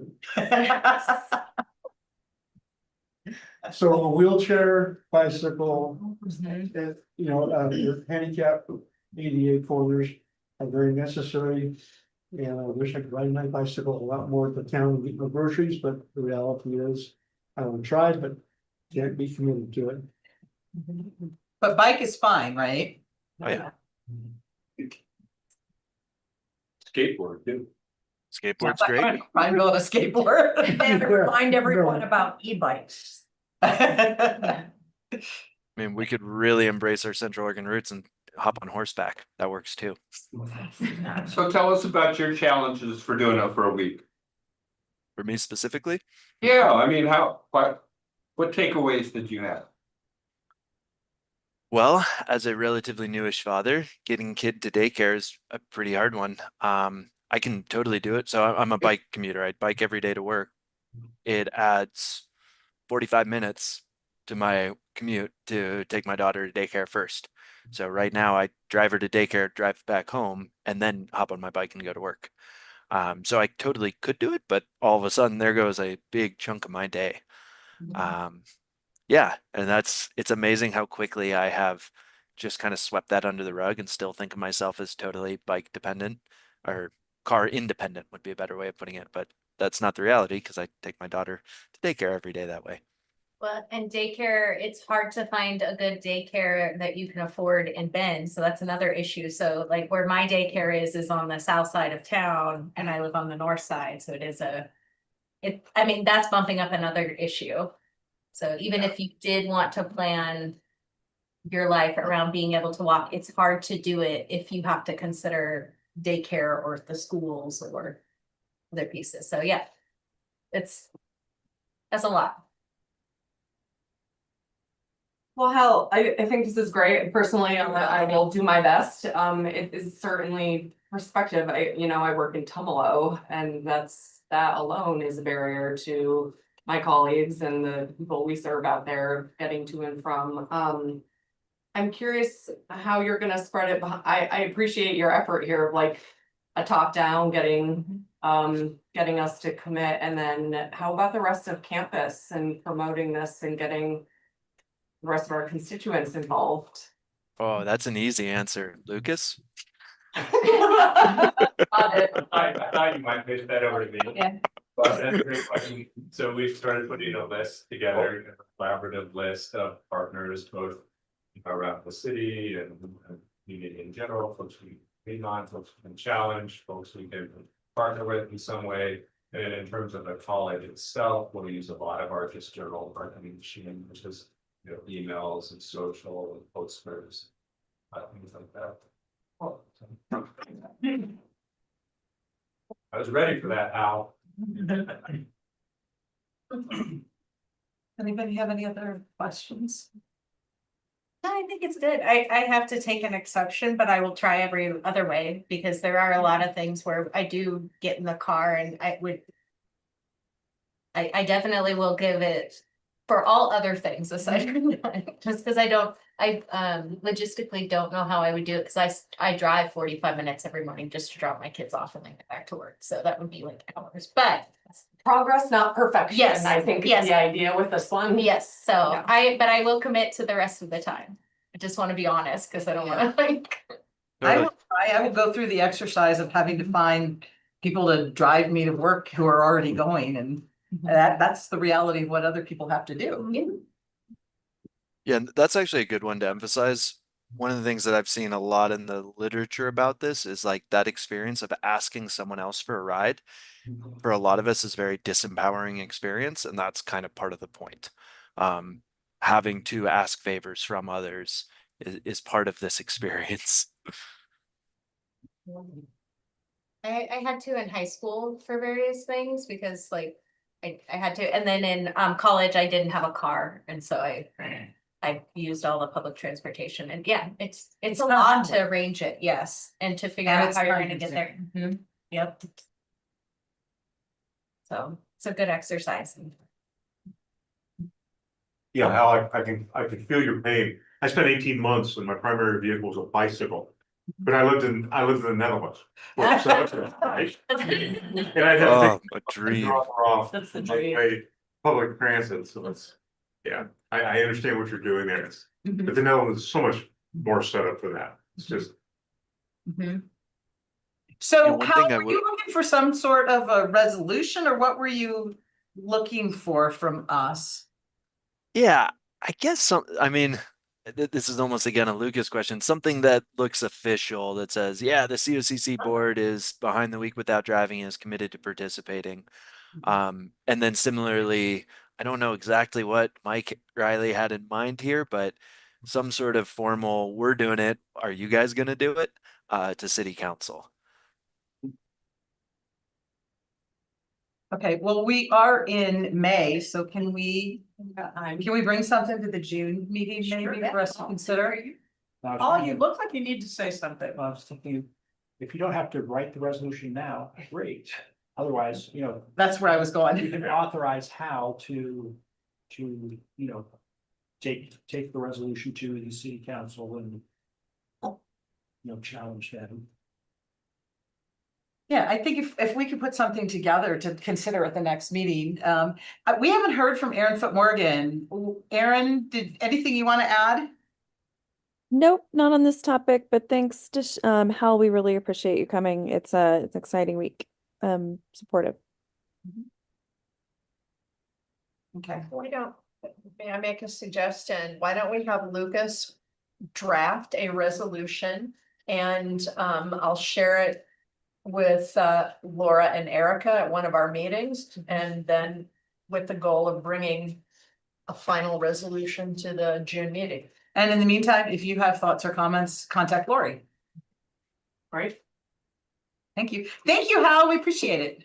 Thank you all so much for listening. Appreciate y'all. Part of our education, and we need it. Cool. Yeah, it's a good, yeah. Alrighty. Yeah. Y'all have a good one, and I'll try to stop screen sharing. Presumably I should be able to figure that one out. Alrighty. Later, y'all. Thank you so much. Bye. Okay, moving on to the consent agenda. Has everyone had an opportunity to read the minutes from April? If you have and there are no changes, we will entertain a motion to approve the consent agenda. I so move. Did I get it or did he? Well, you said it first, but he said it louder. It depends on what Kyle thinks. Kyle. He's making. Kyle. All right, Erica moved, Jim seconded. Because we're. I don't really. Information items. Moving on to the monthly budget status. We don't have any actions. Anyone have questions for Michael that he can then kick to Kathleen? Just kidding. You're probably exhausted at this point, but she probably is too. Anyone have any questions? No, thanks you guys. We do have the resolution for financial aid coming later on in the meeting, so I think that's out of that. Okay, well, thanks you guys. You guys always give us really great reports, and it makes this easy for us to know where we are. So thank you for that. New hire reports. Do you have any questions for Laura? Well, she's disappointed, but we'll move on. Seasons of Nonviolence Programming Report. I know that we've got the report, and obviously if anybody has any questions, but if Charlotte or Christy want to, say anything to us or tell us how. We can real quickly. We'll be fast. Yeah, go ahead. As you said, all board members have the PDF packet with like super fine details on our 2025 season of nonviolence. Overall, we're super thrilled with all the programming, participation, everything in the packet. First off, just it was our 17th year, which is amazing. Our theme was a belonging, which was very well received. And in the packet, if you have a chance to review it, you can see details on each of the events, how many COCC.edu email addresses participated, how many new participants we had, the locations of the participants. And just some very quick highlights that overall we had 1,198 participants, which was a 32% increase in participants. Wow, congratulations. Pretty awesome. And that's in our traditional season of nonviolence. And if we include Black History Month, the Black History Month events, which we do include in season of nonviolence, also had a 40% increase in participation. So it was pretty incredible season. People, I think, really responded to our really specific and directed programs. So just felt like a really successful. Excellent job. Thank you. I want to make one comment if I can. Congratulations, and I was really impressed by the new participant numbers for such a long-standing series to really keep it fresh and interesting and offer these new events that people are excited about to just engage even more people in our community. Yeah, those numbers, I think Really all of impressive. those numbers, the Yeah, new well- email address. Well done, yeah. Yeah, I think the way that you have changed over the years to try to engage more people has been really impressive. We're a good team. I would say. So we have Zach and Wendy now to report on the meal of the year. Hello, everyone. Good evening from San Diego. I'm just going to do a quick introduction here of Wendy Patton and then let her share some great information from the 46th meal of the year. I wanted to do that just a little bit to let the board know and all of those tuning in across the country via live stream that, Wendy has done a great job, Charlotte and Christy. Thank you.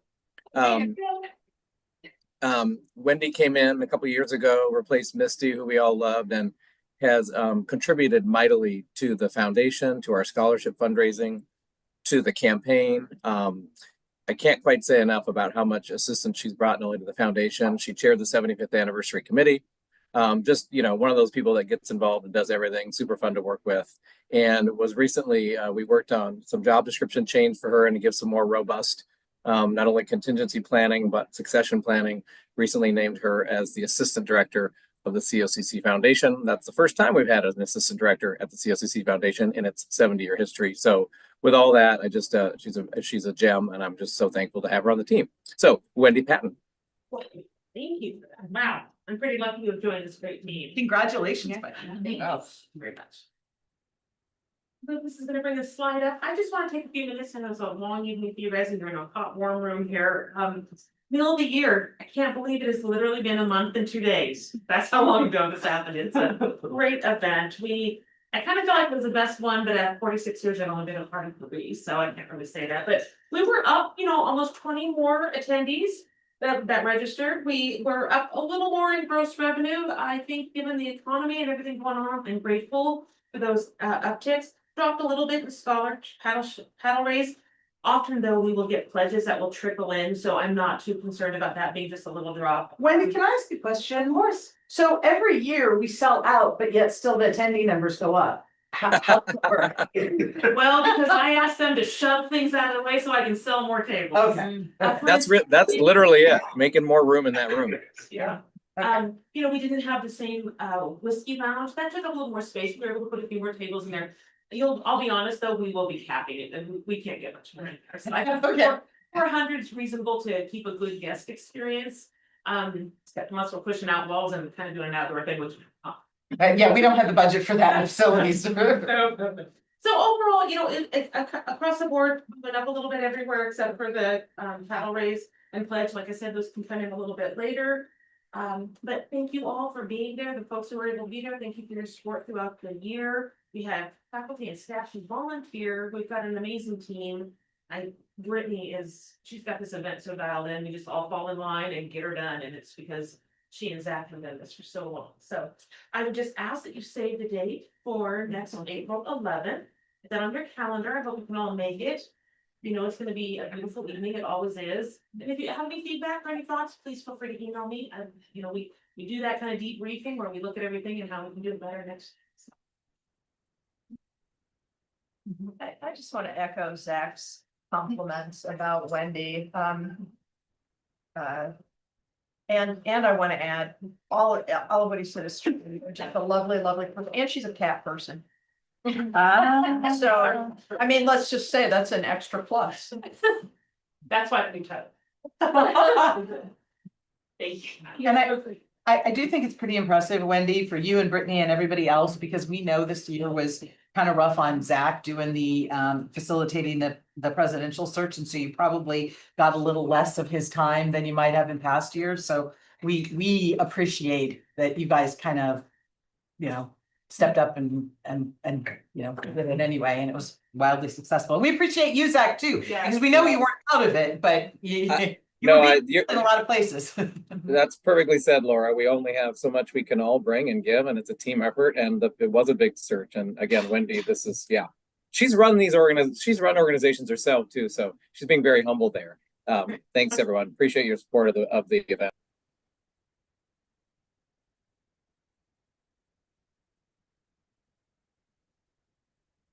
That brings us to Lucas and the marketing and public relations update. Great, we share. Oh, very good. Perfect. No, let's cancel. Oh, look at that. Even the clicker works for the marketing guy. So I was told marketing goes last because marketing brings the razzle dazzle, right?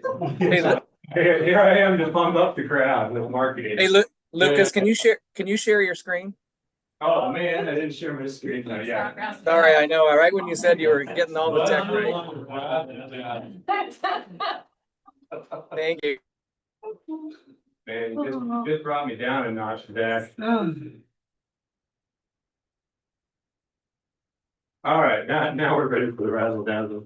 Well, y'all know me, but you don't know the marketing team. These are the folks that actually do the great work here at the college. I'm fairly new. These folks have been here for a while and they've been making a wonderful impact. We don't always dress like this, but we do dress like this on Halloween. The marketing team was known for their fun, known for their great costumes. This was us during Halloween this past year, where we did win the best costume contest as a team. We've got Amy Metcalf, who's the assistant director, Mark Johnson, who's our staff writer. We've got Renita Cuevas, who runs our marketing for community education, as well as CBIPD. We've got John Moore, who's our web designer. Anthony Biolosi, who is on John's team as a new hire. Joanna Larson, who's our longtime graphic designer, and Rosie Dave, who's our videographer. Any of the work that we do, though, first backing out, any of the work that we do as a marketing team, we first obviously look through our strategic plan. So everything we do, we wanted to map up to our strategic plan. We really focus on 4 buckets that you'll hear some of the work that I'm going to talk about maps to, which is student-ready college, community engagement, access, and workforce development. So with that, let's talk about some wins and show off some of our work. So from a community engagement standpoint, you just heard about Chandler Lecture Series and Season of Nonviolence events. We do a lot of work on the marketing side to support these great events. There were 8 different Chandler Lecture Series, 11 Season of Nonviolence events, dozens and dozens of additional events that we support. What does that mean exactly? This comes in a lot of forms. It could be posters like the ones you see here. It could be press releases. It could be postcards. It could be emails, e-blasts, social posts, all kinds of stuff that the team works on. This is from the 23-24 academic year. And then here's some stats from the 24-25 academic year as well. And every year we keep getting more and more events, which means more and more marketing support. And the team does just a wonderful job of elevating and really supporting these events to make them great. Including some of the bigger ones that we've had in the last couple of years, including State of the College. This past year, we had about 75 in-person attendees, which was a little less than we had the prior year. However, from a digital perspective, we've gotten over 320 YouTube views, which is, as you can see, a sizable increase from the previous year. So we put a lot of focus and a lot of effort on our digital marketing as well, which you'll see some of that here coming up too. Another big project, and this is a heavy lift, and I know a lot of you all see these publications. We do 2 print publications a year to really engage the community and build awareness within about COCC within the community. COCC magazine, this is our most recent issue that really highlighted the anniversary. This went out to over 120,000 households in Central Oregon, so a lot of folks saw this publication. This is one we're really proud of. Really highlighted the anniversary. You can see a quote here that really kind of spoke to it as well. We get a lot of accolades around this and a lot of words in general around some of our work, which we'll also see here coming up. Legacies is the other big print publication, the other big heavy lift that happens in the marketing team. This is distributed to about 2,500 folks around the Central Oregon community, including our donors, foundation members, folks who really work from a philanthropic standpoint with the college. So obviously these are really important folks to the college, and we want the work to reflect that and really make an impact with these individuals. And then one of the other really big things that we do a lot of work on the media and public relations side. We're constantly throwing press releases out there to get attention for the college. We field reactive requests, but we do a lot of proactive pitching. It's probably between 2 and 3 press releases a week, which is a lot. I can tell you, coming from corporate America before I came here to the college, we did not do that many press releases. And I can also tell you, having come from corporate America to here at the college, that we have really solid relationships with our local media partners. Everybody from the bulletin and the source and the local level, the folks, the spokesman in Redmond. We've got great partners, as well as even at the state with COCC as well. So we do see our media as partners that we can call, pick up the phone and they'll answer, and likewise they call us and pick up the phone too. So we're really proud of these relationships. And likewise, another thing that we do is we utilize our faculty and our staff as experts, because they are, right? They're teaching these subjects. They're the resident experts in the area of their specialized fields. And you just saw how, I don't think he knew I was throwing him up on the slide here, but this little retribution for calling me out, maybe. But you see Hal on the slide here. He was just on the Central Oregon Daily News as an area expert geologist at Peterson Rock Garden, which was a really cool little segment. And funny enough, I was on the earlier morning news just right ahead of him promoting the 75th anniversary. So it's a little kind of a fun anecdote about how we come from all forms, you know, around COCC to really promote the college and the programs that we're pushing. So strategic projects, we have a lot of them. Obviously, you all know very well about the Madras campaign and the work that the foundation has been doing. We do a lot of work on our side as well to really support this, including everything from, you know, postcards and collateral to social, you know, everything we can to aid in these fundraising efforts. And this piece right here actually won an award, a silver medallion award for logo design from our graphic designer, Joanna. NPR is for marketing and public relations, which is kind of a consortium of community college marketing arms. Lucas, I have a question. Of course. That logo, everyone knows in Central Oregon, it is Central Oregon Community College. How do you have any idea how they came up with that logo? What?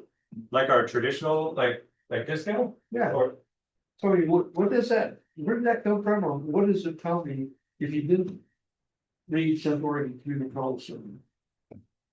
well, I mean, a logo, just really backing out of that question in general, a logo, a brand, I like to say a brand is the sum of impressions, right? So a brand can be everything from what you and I are talking about, to what you see on a sign, to what you read in Legacies magazine, to what you overhear a student saying when they pass you by.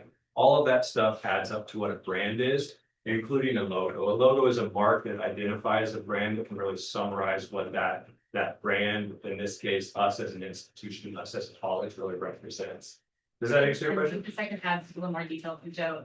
About, I'm gonna say 15-ish years ago, most have been here for a while. We contracted with a local PR firm and marketing firm to help redesign our logo. We used to have one that kind of looked like a postage stamp way back when. And they worked with community members for feedback, students for feedback, employees for feedback to try and say what imagery best represents the college. And they came up with about 3 or 4 different designs that we shopped around. And people felt this circular piece and that special continuing education, life comes full circle type of piece best represented COCC as our primary brand identity. I like the logo. If you saw the Apple logo anywhere in the world, you would know the Apple. If you saw the U of O logo, you know the story. Yep. If you took Central Oregon Community College away in the logo, you wouldn't know it's a bunch of circles. Not to be critical, I'm not gonna find a railroad track to throw myself on. It's just interesting that. That's all right, and that's good feedback, and I will certainly take that. And one of the future projects, just a spoiler alert for a slide coming up that we're gonna do with some brand exploration work. That doesn't necessarily include the logo right now, because it is, if we were to change the logo, it would be a large expense, obviously. But we will be doing some brand foundation work to just bring confusion around what Central Oregon Community College means to community, means to students, means to us, faculty, staff, all of that. That's a good point. I'll take that feedback for sure. Along those lines, Alicia, I don't know if you remember, and Joe, maybe you remember that when the college was doing that, I remember, or maybe it was right after that, we realized that the logo as it had previously existed was being modified in all different places across the campus. So everybody had kind of their own interpretation, and it was definitely diluting the brand. And so by saying this is the logo and what's the Borg, the old Borg thing? You will assimilate or whatever, but it's really. Resistance is futile. That's it. But I mean, the point was right? I mean, we were diluting the brand because you want to see the brand, like you said, the Apple, you want to see it and know that that's what it is, not be like confused because there's 6 different versions. So at least we have that. And I think that was a big This is great deal. because y'all are really setting me up for this future slide on this. Okay. And I'll quote you when we ask for more marketing money too from a brand. We're doing a lot of work on the digital front too, including our strategic project of our guided pathways that Tyler's been leading. This is a huge initiative that's going to really kind of change the way we approach things from a student perspective. Really introducing students through our funnel more from kind of an interest and skills standpoint to really get them in the system faster. And obviously from a marketing standpoint, we're helping out this in a sizable manner. This here on the left is a mock-up of our Guided Pathways to Programs page. So people can sort really quickly according to the pathways, which are these 8 pathways right here. Really well designed. Our web designer, John Moore, did this. We're still putting on some of the finishing touches, but we'll be launching this in October of 25. It's a really huge initiative. And then likewise on the web front too, the team has been doing a lot of work on academic program pages. Really just cleaning them up, making them more intuitive, making them a better user experience so folks can really get the information they need and have quicker takeaways for a better user experience. And in addition to these, we're also doing a lot of work with just kind of one-off pages like the 75th anniversary page. If folks have seen that really cool interactive timeline, a lot of work went into that. Other things like club sports, study in Barcelona, our class search has improved a lot too. So a lot of really neat initiatives. Then continuing on that digital front too, one of the big things that we've done just in the last few months is we've onboarded a new digital marketing agency, which is going to be huge for us. We just got our new command presented to us this past Friday. We onboarded them a couple months ago. We have ads running now, and we're able to continue to refine these for a bigger impact going forward. And then we've also really improved our digital accessibility. John's done a lot of great work. Our new hire, Anthony, on the marketing team has done a lot of great work here too. You can see here this 0 and that big arrow. What that means basically is 0 issues from an accessibility standpoint on our homepage, which is awesome. We ranked in the top 1/4 percentile for homepage accessibility across Google, which is also really great. And just to make it more accessibility from a language standpoint, we also implemented Google Translate across our entire site, which will allow folks who are not English speaking as their native language to automatically translate it. And we vetted it, and it's very accurate as well. So we're pretty excited about that. We just did that about a month or 2 ago. Don't we have several of our pages already in Spanish? We have a few, not a lot, but we have a few, yeah, maybe a handful or so. But I don't know if you've been to the depths of our website, but there's hallways upon hallways and stairways upon stairways, and there's a lot of pages. I've gotten lost. And that tool will translate all of them. And also we've done, this has been a big help and initiative as well in terms of getting students information in a quicker, more timely manner. The team has done a lot of work to improve our search functionality. This is a bit clunky before, and now it's great. So the things that you want to find, you will find right away, which is obviously huge in creating that better user experience. And a lot of our marketing efforts in general, what they've done is they're creating more traffic at the end of the day. Our organic search has improved a lot, meaning organic is when there's no push or paid efforts on our behalf to drive people. Paid is when we are paying for either an ad via search or social or anything like that, what then convert or have people go over. One quick note, you can see some of the paid metrics there going down. So this was the snapshot was taken a few months ago. And so this is transitioning between agencies as well as kind of a little bit of a dark period as we were rolling over as well. Does this mean we're paying less, or does it mean that what we're paying is less successful in comparison to the other stuff? Well, that the numbers going down means it was less successful than the comparative period prior. But like I said, there's a few reasons why that is. One is because it's the transition of the agencies, and typically with a digital agency, it's a step back, take 2 steps forward sort of thing. And so you've got to offboard the old agency, then you've got to onboard the new one. And so those numbers we've already seen in the first 2 months with the new agency, the numbers going up. So we're on a good trajectory there, and we're confident that it'll continue to go that direction. Out of curiosity, why did you change agencies? A few reasons. One, our contract was up, and so we had to go out for an RFP. And then based on that RFP, we got a lot of great submissions from different folks. The agency we chose really has a lot of great experience with community colleges specifically. The previous agency was a little bit more of a boutique type agency that didn't have a lot of higher ed agency experience or higher ed experience, although we've been with them for 7 years, I believe, 7 or 9 years, and they did a great job. But sometimes you also need some new energy, right? So we got new energy. We got an agency that really has a lot of experience with community colleges. It's well known in that world of higher ed and has great experience that we can parlay into success on our own end as well. And it was just very strategic. They presented really well. They gave us a great proposal. And after seeing their plans past Friday, I'm really confident in their capabilities. So were they the lowest bid, or did you give them RFQ? They were not the lowest bid, but they were not the highest either. So I think you had some latitude beyond the low bid. Yeah, so we did an RFP, not an RFQ, which allows us to go for the best proposal, not the cheapest bid. That was very. We also have a lot more flexibility when there's creative content as opposed to very cut and dry so that instruction. Yeah, I was very adamant when we go that route. No, we got the OFP. Yeah. One other thing I wanted to call out here too is our staff photographer, Rosie Day.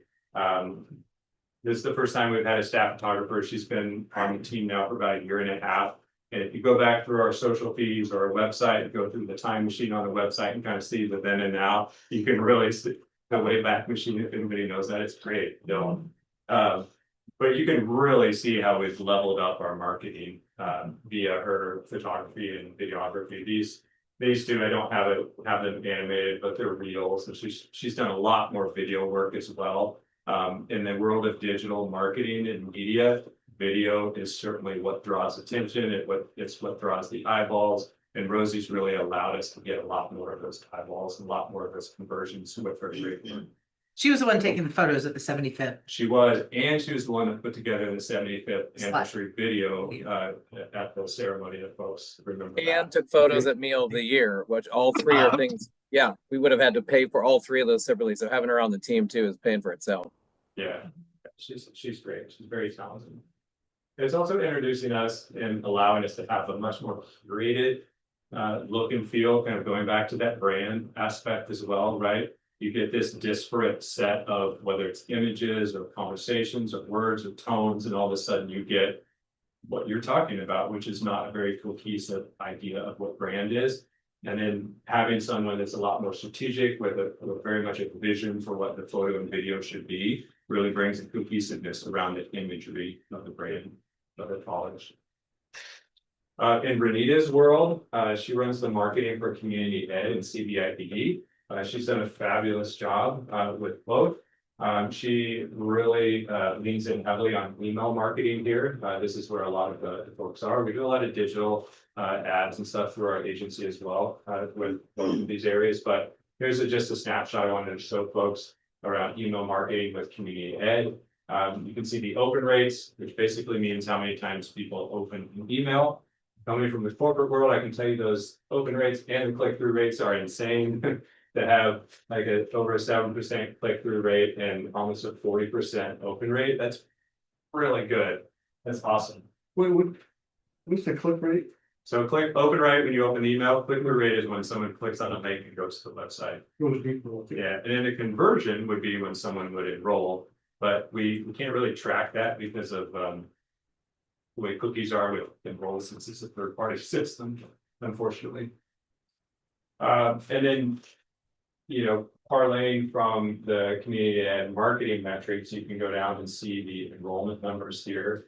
And obviously, it's not all to do with our marketing. But you can say that, you know, influence probably a little bit. Obviously, Stephanie and her team do a wonderful job on that front, so they certainly get a lot of credit. And Renita helps them a lot here too, and it's really neat to also see the enrollment going up consistently. And then on the CBIPD side, we have similar metrics on the open rate here, which is also wonderful.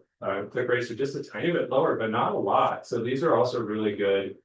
So we've done a lot of great support here. Renita's done a lot of work. Unfortunately, we haven't seen the enrollment increase this year. We are looking into this and talking with CBIPD folks and figuring out why exactly and what we can do to support on that front. So I think good things to come here and hopefully a turnaround there, but I hope it's not the acronym that's causing people not to. That acronym just drives me nuts. Me too. yeah, it drives a lot of people. It's gotta be solved. I personally think it's gotta be something that people can say to their mom and dad or to their children that I'm enrolled in a CBIS. It's on a branding journey tonight. Jim's gonna be on the side of all of these initiatives. I love it. This is great. You know, getting grumpy, but anyway, it's gotta be simplified. That's all right. It's all right. It's good to speak your mind. You're probably saying what a lot of folks are already thinking, so it's okay. I do want to give the team a shout out here too, from an award and accolade standpoint. Everyone puts in a lot of work and effort here, and it does pay off in terms of some hardware as well. Just in the last 2 academic years at the NC NPR Awards for District 7, which is basically all the PNW. It's a lot of Southwest BC, it's Montana, it's Idaho, and Alaska as well. So we've got 5 golds, 3 silvers, 4 bronze awards. And then we even have from the national conference that was announced this past spring, we even have a little paragon, which is all the community colleges from all over the country. So shout out to Joanna, who designed the Meal of the Year invitations here, which is pretty awesome. Okay, so that was a lot of the great work we've done the past couple of academic years. Joe, you queued me up really nice for some of the stuff we're gonna be working on ahead. So I wanted to just close out with a few of these things. I spoke about our agency. This is something we're going to continue to lean in heavily as we're building out our plans for this next year. We're really confident in this new agency, and so we will certainly level up our digital marketing and our paid media from that standpoint too. Joe, here's your world. We will be working and focusing on the brand and marketing strategy here too. And really what that means from kind of a tangible output standpoint is, think more cohesive campaigns and taglines. We're going to really define our audience so we know who we're marketing to. And then we use that information to go to the channels where they're at so that we can be more impactful, getting in front of them at the right time with the right message, and then having a higher impact and converting them over to students. We'll be more in cahoots with Tyler and his team in terms of the CRM, the system, and the way students funnel through the education funnel from recruitment to enrollment so that we can get more impactful marketing there as well and help those guys out. And then last but not least, we'll continue working on some projects like guided pathways till we roll that out. And then a biggie coming up after that that we're really excited about. And this goes to your world, Laura, and talking about the website and the tens of thousands of pages we have, is we're gonna be redoing our website, which is gonna be a behemoth of a project. And honestly, it's gonna be great. It's gonna be wonderful to be able to make this a better website and a better experience for students as well as. So these are some of the big things we have to put up.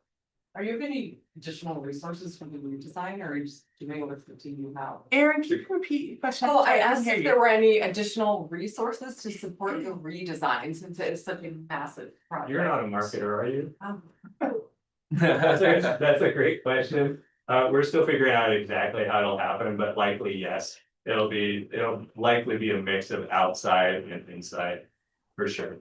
And Aaron, we have, the advancement budget is pretty nascent. It's only year 3 of the advancement division. So there's a lot of sharing between the foundation and advancement and budgeting. So we do have some existing resources that we might put at this project, for a year or two and do some other things. So there may be a future request, but I think right now, I'll just also keep rambling. This is Lucas's wheelhouse.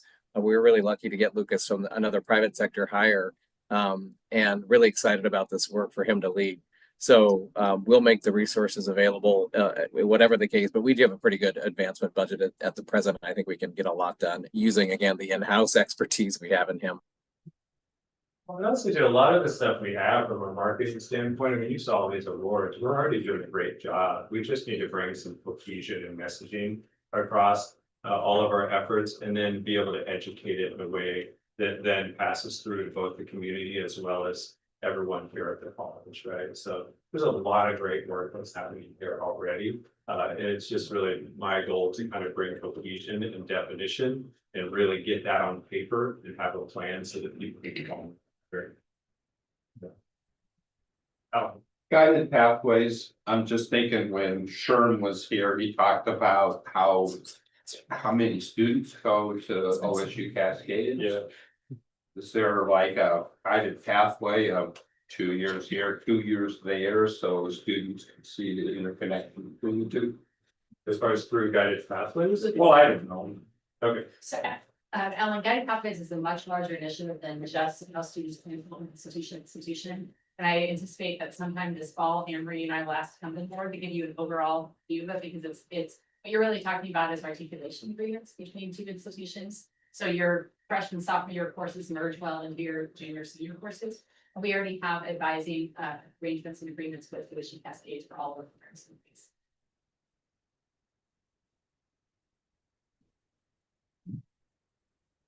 Any other questions from folks? I appreciate your time. Thanks for letting me be in front of the camera. Thank you. Thank you. Thank you. Okay, we get to move to new business, and I believe Anne-Marie, you've got a couple of items for us that we need to consider some action. I do indeed. And I'm coming to you from Roseburg tonight, where tomorrow and Friday I'll be attending the Council of Instructional Administrators with colleagues across the state. I have several items to bring to you tonight, 5 exhibits on new programs, and I'm wondering, would you like me to go through all 5 and you'll vote at once, or would you like me to pause after each exhibit so you can take a vote? I mean, I think we have to vote on each of them individually, but I don't know that I've got any. Does anyone have an objection if she runs through them all and then we can consider them? That's my preference. Yeah, so go ahead, run through them all, and then we'll consider each one of them. Okay. one right after the other. I will do all the new academic programs first, and then we'll do a vote, and then we'll do the program suspensions, if that's okay. Okay. Okay, as you know, community college boards are responsible for approving all new programs, degrees and certificates. And that's why we bring these to you each spring after they have been through our own rigorous curriculum review process. So we're going to begin with Exhibit 12A1, which is the new Certificate of Completion in Addiction Counseling. This is a less than 1 year certificate. You'll notice 7 existing courses comprise the certificate. And this is something that has been recommended by the advisory board for the Addiction Studies program. I'll have just a little bit more to say about this when we do program suspensions, because this is a replacement of an existing program that will be suspended. The second exhibit is a new certificate of completion in behavioral health and early learning. And this is a wonderful collaboration between our behavioral health program and early childhood education, specifically designed for educators going into counseling or needing particular additional training in behavioral health for their classroom work. So this is mostly comprised of existing courses. There will be 1 new course added to it. And again, it's a combination of our ECE and counseling classes. Exhibit 12A3 is a new certificate of completion in photography and videography. We're pleased to be able to offer this. And it is comprised of 6 existing courses, 3 new ones. We're not anticipating for any of these I've mentioned so far any new budgetary or significant faculty needs. We have the faculty we need for these programs. And 12A4 is a certificate of completion in user experience and interface design.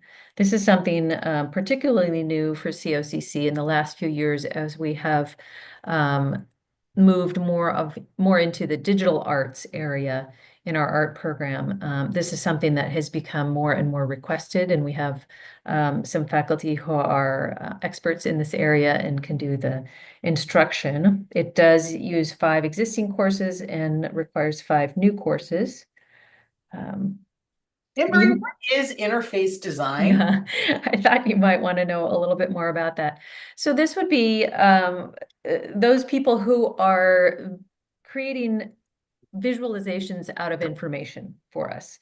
They're going to be conducting research onto the users and the market of who they would design things for. Some of what you saw in Lucas's presentation about web page updating and design is certainly one of the elements of what one of these people would be doing. They're designing a variety of kinds of digital products, however, and they really need to both think about these products from the perspective of the user, as well as the artistic elements of design. Thank you. Yeah, you're welcome. Exhibit 12A5 will be an echo of previous conversations that we've had. This is our Bachelor of Science in Nursing degree. We've provided for you in the bullets on that page the various times that you will have seen or heard about this program.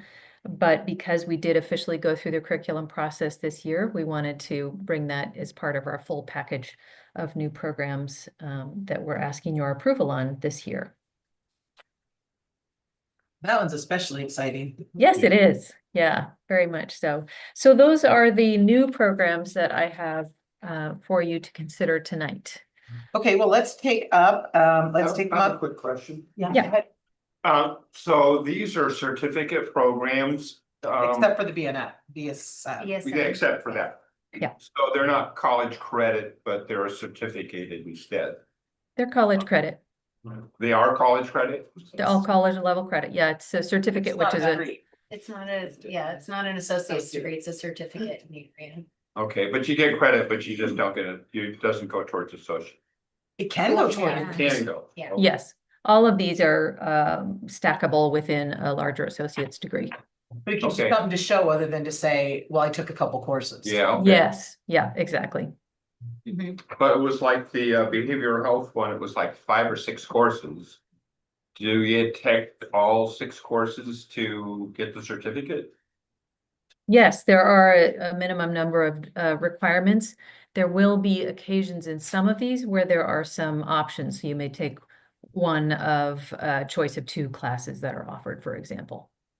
And is it easier to go towards the accreditation bodies and those others, heck, we have to go through for a certificate versus a college credit towards associate's degree? Are they easier to pass through the accreditation people? That's an Or is it interesting just as question. hard? I don't, I'm going to toss to Alicia, see if she has any thoughts on this, but I don't sense that from accreditation standpoint, there's a significant difference in terms of difficulty of getting these through. Northwest Commission has the same approval process for our 1 or 2 year certificates of completion as they do for our associate degrees. There's no differentiation. We have to fill out some paperwork, but it's not like you're coming and doing site visits solely because of that. Oh, okay, and it takes us as long? It's the same. Yeah, same process. Degree. Yeah. Okay. Mhm. I want the certificates to be easier, faster. Yeah. It's all a matter of entering it into the computerized system to get it approved, so. Degree or certificate, not too much different. Okay, would someone like to make a I'll do motion the on first. exhibit 12A1? Go ahead. Be it resolved that Central Oregon Community College Board of Directors approves the new certificate of completion in addiction counseling effective fall 2025. I second it. Moved and seconded. Is there any further discussion? If not, all those in favor, please indicate by saying aye or raising your hand. Aye. Any opposed, please indicate by saying so or raising your hand. Noting none, motion carries unanimously. Would someone like to make a motion on 12A2? I will. Be it resolved that the Central Oregon Community College Board of Directors approves the new certificate of completion in behavioral health and early learning effective fall 2025. Second. All right, it's been moved and seconded to approve resolution identified at exhibit 12A2. Is there any further discussion? Noting none, all those in favor, please indicate by saying aye or raising your hand. Aye. Aye. Any opposed, please indicate by saying no or raising your hand. Noting none, motion carries unanimously. Would someone like to make a motion on exhibit 12A3? Be it resolved that Central Oregon Community College Board of Directors approves a new certificate of completion in photography and videography effective fall of 2021. Second. It's been moved and seconded to approve this resolution. Is there any further discussion? Noting none, all those in favor, please indicate by saying aye or raising your hand. Aye. Any opposed, please indicate by saying no or raising your hand. Noting none, motion carries unanimously. How about the resolution at 12A4? I'll go again. Okay. Be it resolved that the Central Oregon Community College Board of Directors approves the new certificate of completion in user experience and interface design effective fall 2025. Second. It's been moved and seconded to approve this resolution. Is there any further discussion? Noting none, all those in favor, please indicate by saying aye or raising your hand. Aye. Aye.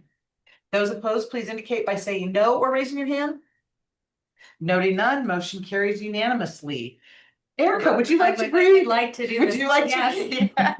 Okay. Be it resolved that the Central Oregon Community College Board of Directors approves the new Bachelor of Science in Nursing degree effective fall 2026. It's been moved and seconded to approve this resolution. Is there any further discussion? I'm just gonna say thank you to everybody at this college who made this happen because this is freaking awesome. Yes, this is, This is a big deal. this is a big deal. Yes. Yeah. You can be proud of this because it happened in your watch. Okay, any further discussion besides that? I really can't. Lori, just make the joy, just to be honest. You know, I'm not built that way. Yeah. No. It's gonna be a game changer for those in Central Oregon who want to get to that next level of their nursing degree and career. And what a great job by our staff you know, Anne Marie and, you know, everyone who's Wow. worked on this. It's Our nursing faculty are pretty awesome and pulled this together along with our colleagues across the state, because of course it's a consortium program and we're proud to work with them. But we're kind of proud of you guys for working with them so well and helping to push the, Yeah, push it up the hill. Julie Downing, Carmen, the rest of the group. Kristen they're- Lambert. Yes, they're all amazing. Yeah, very true. Thank you all. Please pass along our appreciation and approbation. Yes. All those in favor, please indicate by saying aye or raising your hand. Aye. Any opposed, please indicate by saying no or raising your hand. Noting none, motion carries unanimously. Now that brings us to 12B, Emery. Okay, so we have 6 short-term certificate programs to propose suspension of. The first one is in Addiction Studies and Human Services. That's a CC2 Certificate of Completion 2-year. This is what the program you just approved will replace. This is the 2-year program, and again, the advisory board suggested to move it into a 1-year program for a couple of reasons. This really helps it focus on the core requirements for that career trajectory for this position. And there are a number of programs in the state that trainings that are free. And so this makes it more competitive for those who want to get through this degree, get the training, but they want to get it from a community college. So that is the first one. And then we have 5 programs in forestry that we would like to suspend. These are all programs that have mostly served people coming back for specialty interest areas in the field of forestry technology. They're not required for particular jobs. They've had very low enrollment for a number of years. All of these classes that comprise these degrees will still be offered, but we just won't actually offer the certificate in each of those. Can I ask nice question? Of course. Okay, yeah. Is there a reason maybe you've just said this, but maybe I'm looking for different words as to why these folks are pursuing the certificate instead of the associate? And I see you say most go for the associate, but why these students aren't? Are you talking about the forestry program? The forestry ones. I know Yeah. the numbers are low, but I didn't know if there was a theme among these people who may be impacted by the elimination of the certificate in some way. You know, my understanding is that most of the people that have taken these already hold bachelor's degrees, and they're coming back for additional specialty interest areas. But these interest areas are not required for particular jobs. So they can still come back and get the classes that they want for those areas, but they're not any more or less marketable. Okay. So by taking and deactivating these programs, we're not necessarily taking the class away. We're just taking the degree or certification that it provides. Correct. And if anyone is currently in these programs, we will still be offering them so that they can complete what they're already started. We just won't offer new programs in the future. What do we gain by eliminating them, Emery? And I'm not opposed to eliminating something that's not necessary. I'm just wondering, I'm just curious kind of, you know, how it affects us. I'm guessing it's like paperwork and advising and such, or? Largely, yeah, the regular upkeep to review and maintain programs. It's not really a significant amount of work. But if it's not serving us in any particular way, it looks a little better for us to streamline the offerings that we actually actively promote for students. I totally agree. I just was kind of curious about. Yeah, I understand. How that would play. Yeah. All right, well, would someone like to would someone be going to make a motion with respect to exhibit 12B1, the suspension? I can do that. He proposed that Central Oregon Community College Board of Directors approves the inactivation of the following academic program effective fall 2025. You have to read them. There's one on the You bottom. gotta keep going. Right here. All right. Well, it just say these inactivated programs in the most. connected program, additional studies in human services, CC2. Then the next page. It keeps going. It keeps going. Oh, wait, there's more. It's one paragraph.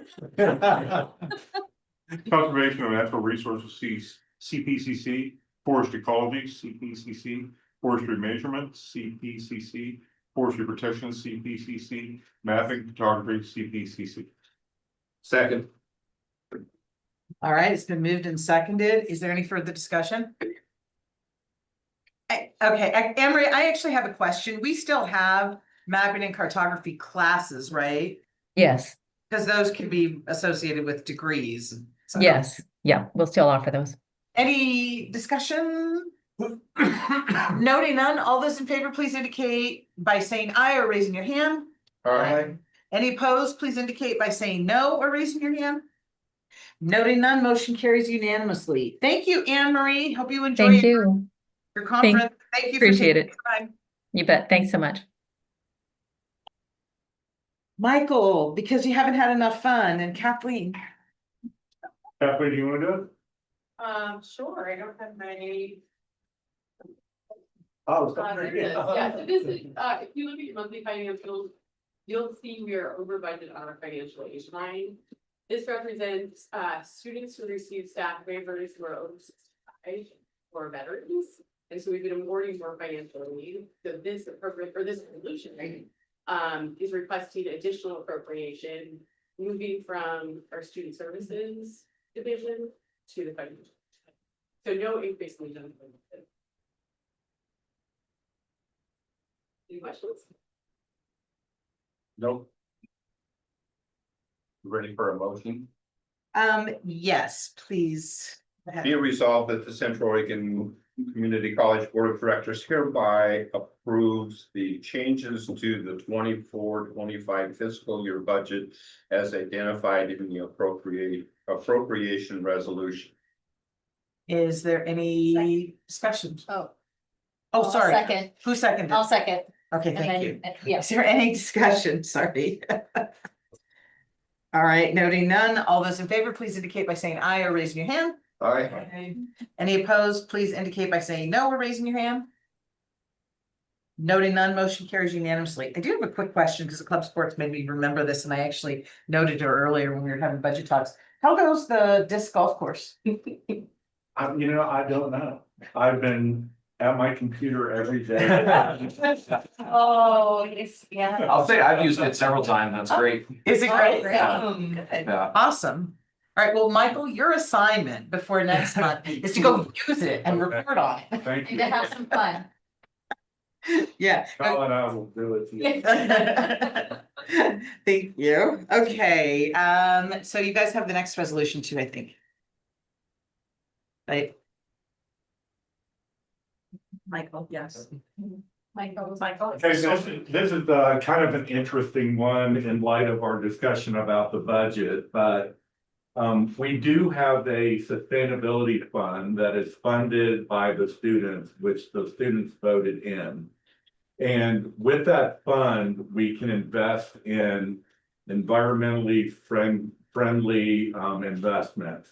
And we have the opportunity to build a solar array in Madras for building one and have it paid for by a number of grants, tax incentives, and we would put in money from that separate sustainability fund.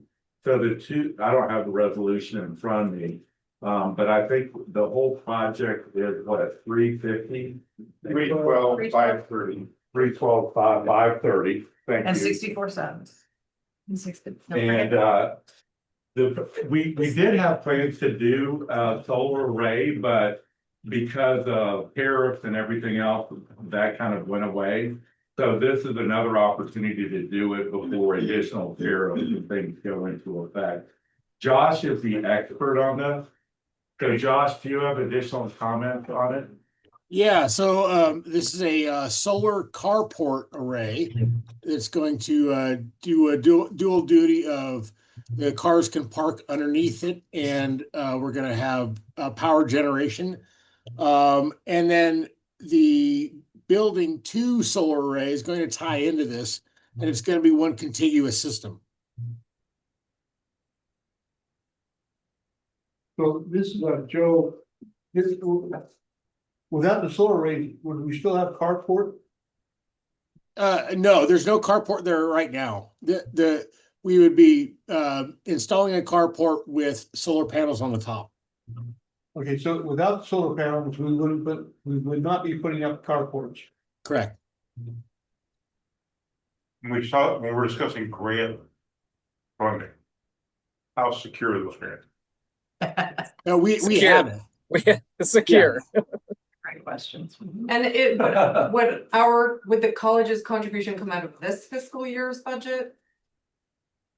Yeah, the funding is already in our budget. We're just asking permission to spend it. In a non-general fund. In a non-general fund. We're asking, there's no additional funding needed. We already have it. We just need permission to spend it. And to be clear, these are not real, I mean, they're general funds, but they're funds that were basically self-taxed by the students, right? That's correct. Yeah, for this purpose. That type of investment, they can't be spent on any other. And Aaron, to your question, the sustainability fund is a non-general fund, so that's dollars that carry forward each and every year. It's not renewed like a. Right. And I love this because I had a note to call you tomorrow and say, how is quote sustainability a quote self-sustaining activity during the budget committee, but I decided we were going way too long and I wasn't gonna save it, and now I understand how it is.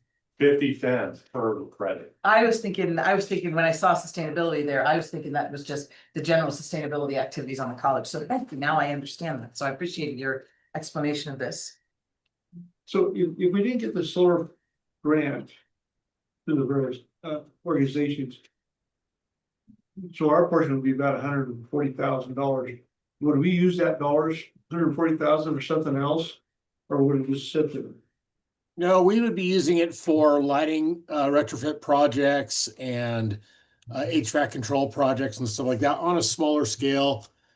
This is just a good use before the tariffs and everything make this so it's not feasible to do any longer.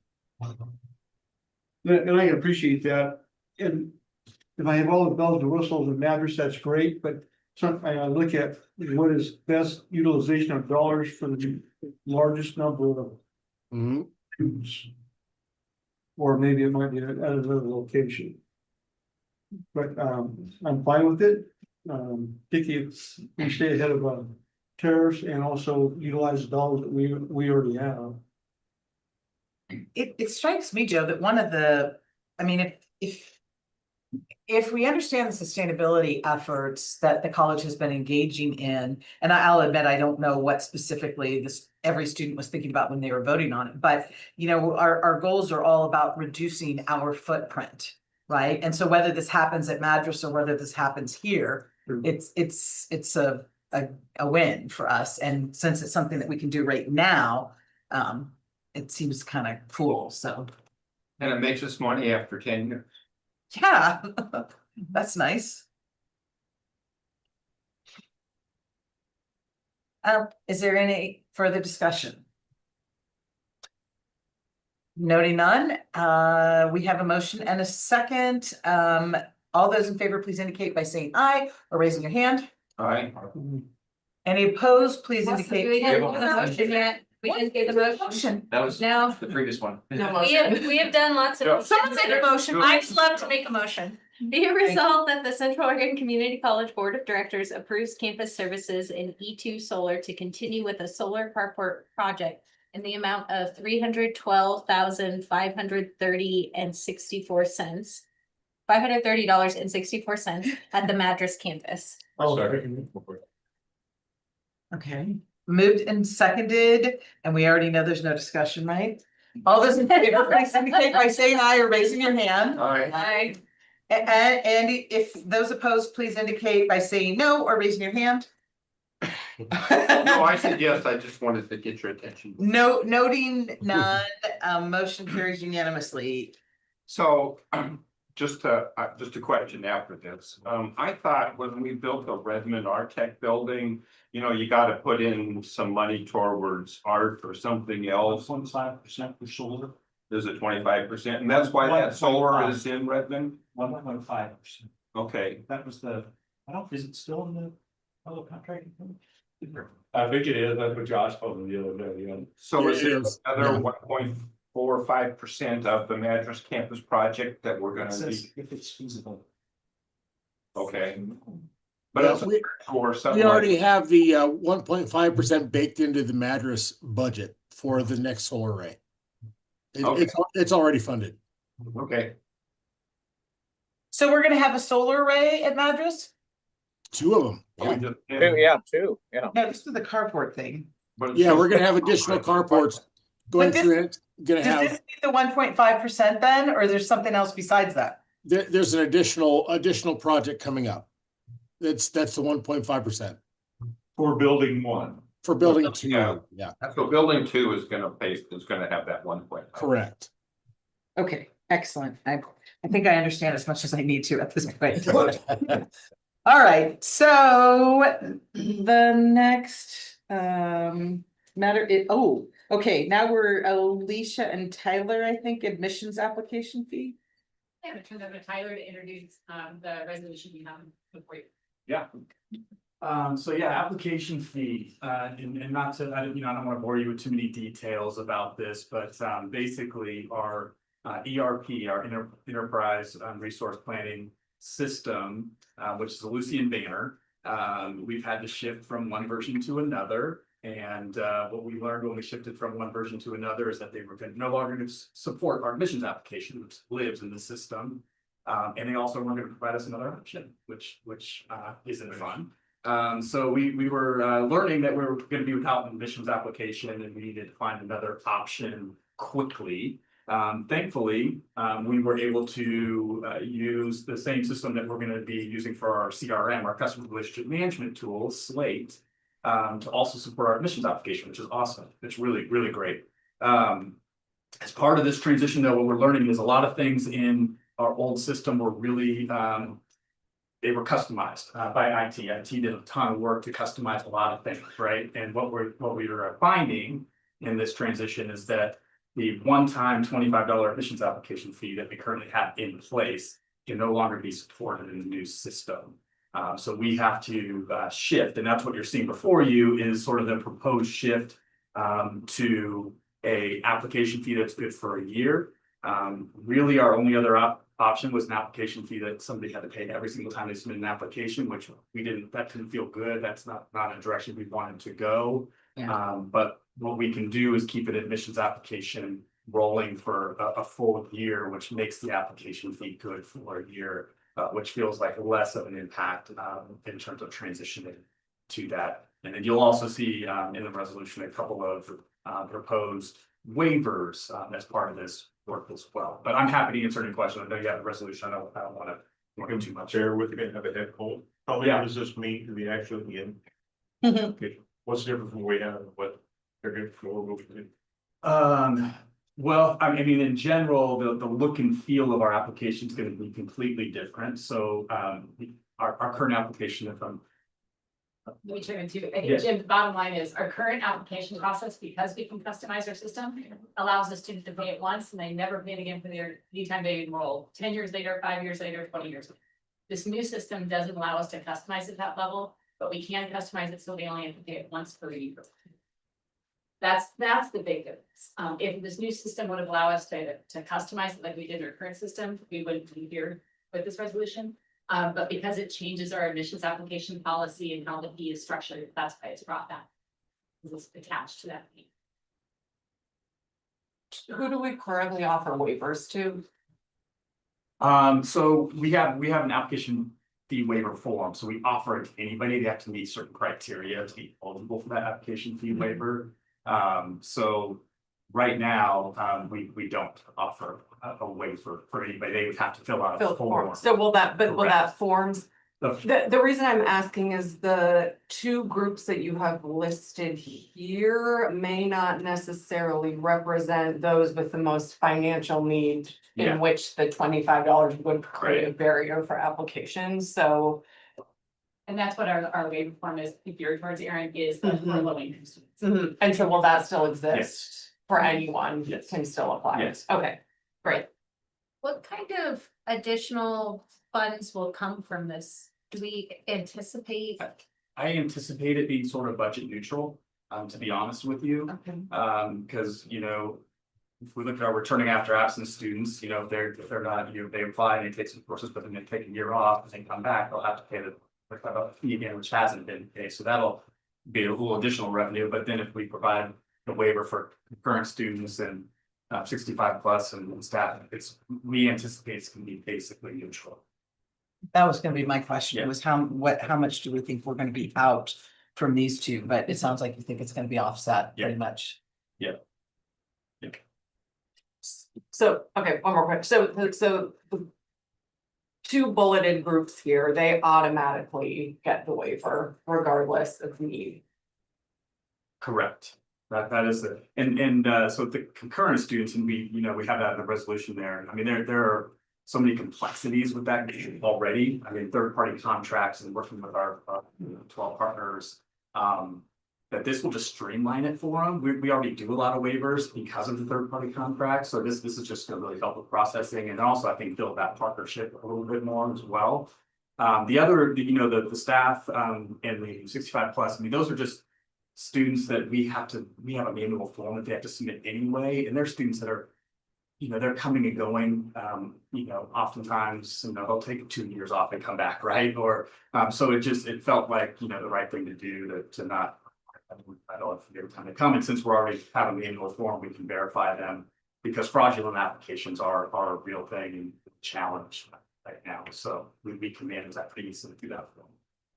I remember when my daughter was at one of my daughters at Kirk County was taking a dual enrollment class here. And I remember my husband was cursing out COCC. He's like, Madam Board Member, you need to fix this because you guys were getting paid through the grant that the district got, but then we had to separately pay the fee, the application fee, and your system wasn't taking the way that we were, you know, it was like a big hassle. And I was thinking, as you were talking, it must be a hassle for COCC too. It is, yeah, yeah. I think this will really streamline it and be a benefit.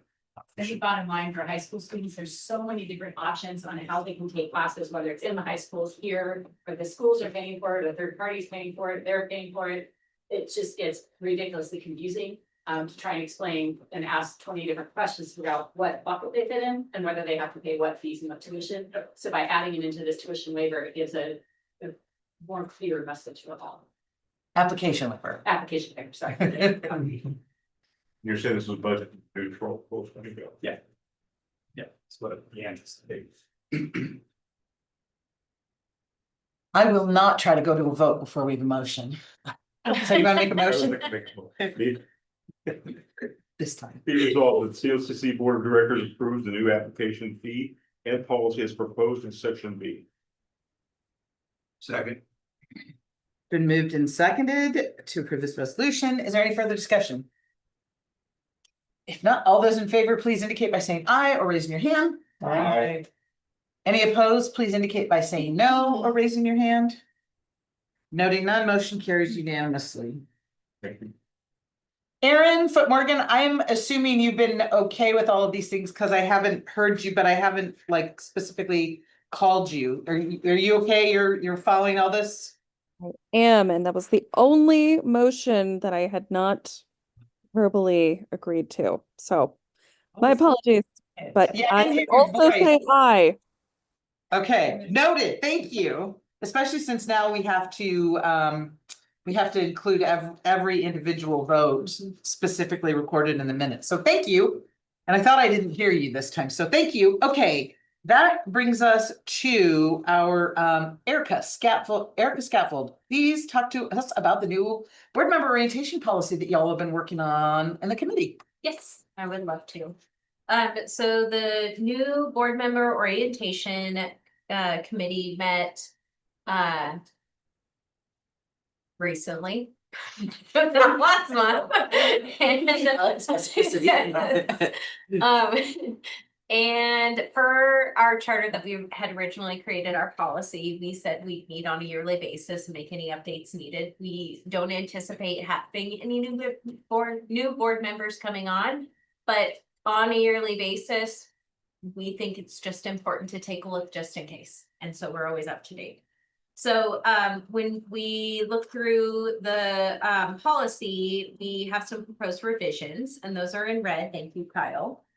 So you can see main points are that we would like to have new board members have an overview of OCCA, ACCT, and the Higher Education Coordinating Commission, HEC. And then when the board members meet with the board chair, vice chair, and president, topics and materials to be discussed will also be the board's self-evaluation. So it isn't, new to them when we go to do it in their first year. And then if you move down, we spelled out senior leadership team. So big changes. Does anyone have any questions or comments and this is the first reading, so happy to take feedback also. I have two additional suggestions. Yep. In no other place do we mention people's names except for Peter and Christy, so I wonder if those should be replaced with Positions. titles. Yes, positions, or Agreed. you could say a representative from Wispy, and then of course, Christie's. Then you want to edit it if and when. Excellent feedback. Thank you. Otherwise, looks good. That's kind of like the taking out the 2025 and the. Yeah. This one. Good call. Thank you. Okay. Any other feedback or questions, comments? April 14th, we met. Thank you, Jim. Jim was there. Aaron was there too, Aaron Morgan. So Okay, I do not believe we need a resolution for the first read. I think we No. get it for the second read. Right. So, does anyone have any questions or comments? Well, I'd like to take some of them. I mean, some of these I go, oh, I'd like to know more about an institutional dashboard or something. I mean, I know it, but I'll bet wouldn't that hurt could to be have a arranged. refresher course. Yeah, on some of it it. could be arranged. This could be used as a checklist for, being updated on the most recent. So let me ask this, if any board member requests one of these, would you please, and you're gonna schedule it, would you mind just sending an email out to the other board members in case they want to go? But be mindful that we can't have more than 3. So. Is that going to be implicated by you meeting with them and with the chair and vice chair? Yeah, I think meeting with the chair and vice chair can only be one person at a time, but my guess, at least is before July 1, then nobody on here is all that feeling the great need to meet with Erica and me, so I think it'll probably be fine. We had enough challenge getting May 31st dialed up. Oh, my goodness, we did. We sure did. Thank you again, Alan, and Aaron for their flexibility on that one. Okay, well, thank you guys for doing that. I'm glad you're keeping this updated. We are rule followers and it's in our charter and we did it. Fabulous. And I like it. This looks really comprehensive. It could take a little while. Okay, so they'll let that be the first read. A quick update on the spring retreat. Have you guys heard yet from Mary Spilda? She has not. She sent us an email. Send an email out. There's a bunch of dates that we're supposed to reply back to. I'm pretty sure I gave her your preferred email, which is your COCC email. I don't need to talk to her. I don't talk to her. Yeah. I need to respond to her because none of the times work for me. Okay, so would you respond to her? Yeah. What's going on is that Mary and I talked a couple of weeks ago, after Lori and I talked, and our retreat's going to be largely about governance and about talking about the roles of the chair and the vice chair, the roles of committees, et cetera, and best practices and such. And she's gonna dovetail that with our self-evaluation. She has agreed to, and Erin was okay as the chair of our self-evaluation committee, was okay with that. She's gonna start guiding us through that with the governance, because what became clear with last year's self-evaluation was that we were not all on the same page, sort of, about what is our role, how do we best carry it out. And so we've had a little bit of training since then, but Mary, I think, is going to be able to give us even more. And so she's going to try to get us started on our board self-evaluation, and we'll see how far we get as part of the training. And I imagine Erin will be involved. Erin's gonna, I don't know if you've talked with her yet. No, okay. So Erin will help us walk through it, because she's the one who's compiling, your committee is compiling all of the results, right? So, yeah. So hopefully it'll be a productive thing. And we thought that trying to get it in before Greg comes might be helpful to get us all kind of on the same page before Greg comes. That'd be a good idea. And it's kind of nice. We're not going to have any turnover on the board unless somebody gets a huge write-in campaign. So That'll win the lottery. yeah. So, because we're paid so much on this board. Okie dokie. Okie dokie. So that's the update on that. Erin Foot-Morgan, would you mind giving the advocacy committee update, please? Sure. So we met this morning and talked through a number of topics. For starters, you all received an email from me today with a little workbook that Zach had put together. Thank you, Zach, of tier 1, 2, and 3 outreach for Greg when he gets to town. And hoping you all can just take a peek at that and just let us know if you see any glaring things missing from there. It was very comprehensive. Thank you, Zach, for that. You're welcome, and thanks for your additions. Yeah, we'll just if you can send any additions that the rest of you have by the next board meeting, we'll add those and send them over to Zach. We touched base on a couple of the community college related items that are still moving in the session. We had a very disappointing budget forecast come out today. We're down about 750 million from what we had hoped. And that is going to affect all of us. It may, the budget request from OCCA was, remaining where it has been all session, but it's clear that things are going to need to occur that could impact us. And that's disappointing. But the basic needs bill is moving forward, as is a bill that would require the commensurate pay for part-time staff with full-time staff. So there are still some very live things happening in the session that we're tracking on, and Lori's doing a great job of keeping us posted on those. We talked a little bit about the need for us to also be paying, extremely close attention to what's happening with the federal budget. Lori is sensing that at this point we may not see, she's sensing these things, and forgive me for putting words in your mouth, Lori, I'm probably stealing from your president's report, that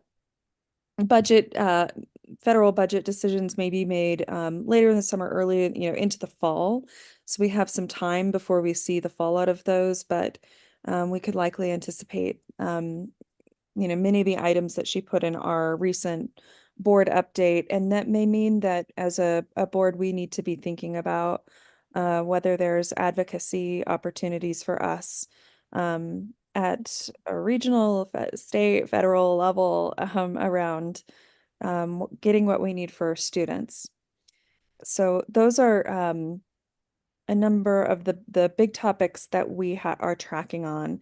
And Laura and Erin, anything to add to that? We're updating our charge. Thank you. I knew I was missing the biggest one. Yes. Not the biggest one.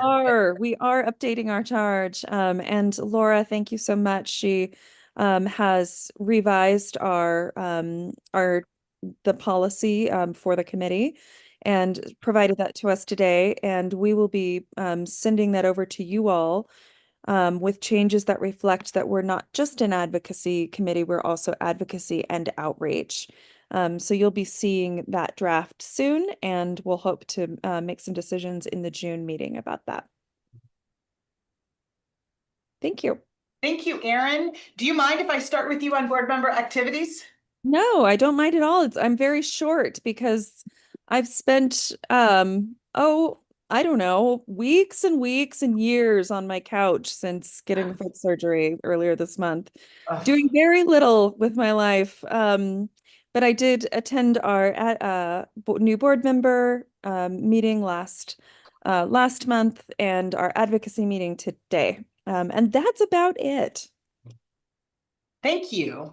Alan, you often have to go last. Do you mind? I'm ready. So on April 25th and 27th, I had candidate forums. On March 2nd, I attended the 75th anniversary celebration. That was great.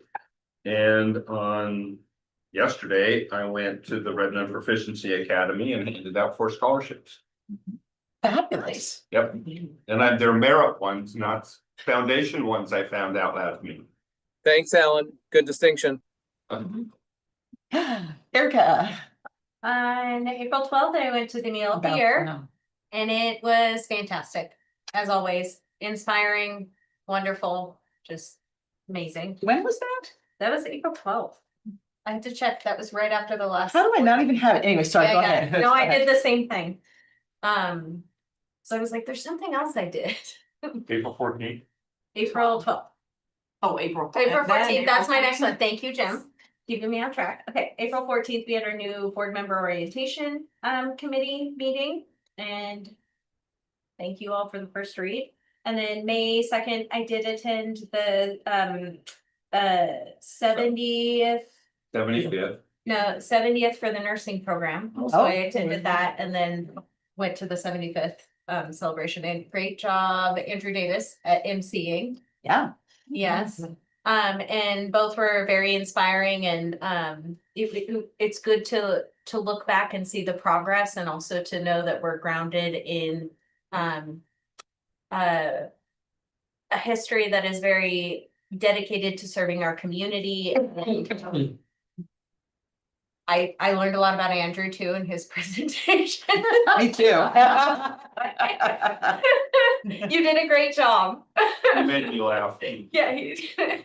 Yeah. So anyways, proud to be part of COCC and the history and the legacy of it. So, and great job, Lori, at your speeches. They were wonderful. So, okay, yeah, that's it. You and I had lunch with Greg Pereira on that same day, May 1st. And we did do that. All right, I'm just gonna randomly go around, Joe. I don't have anything to report. All right, Erin.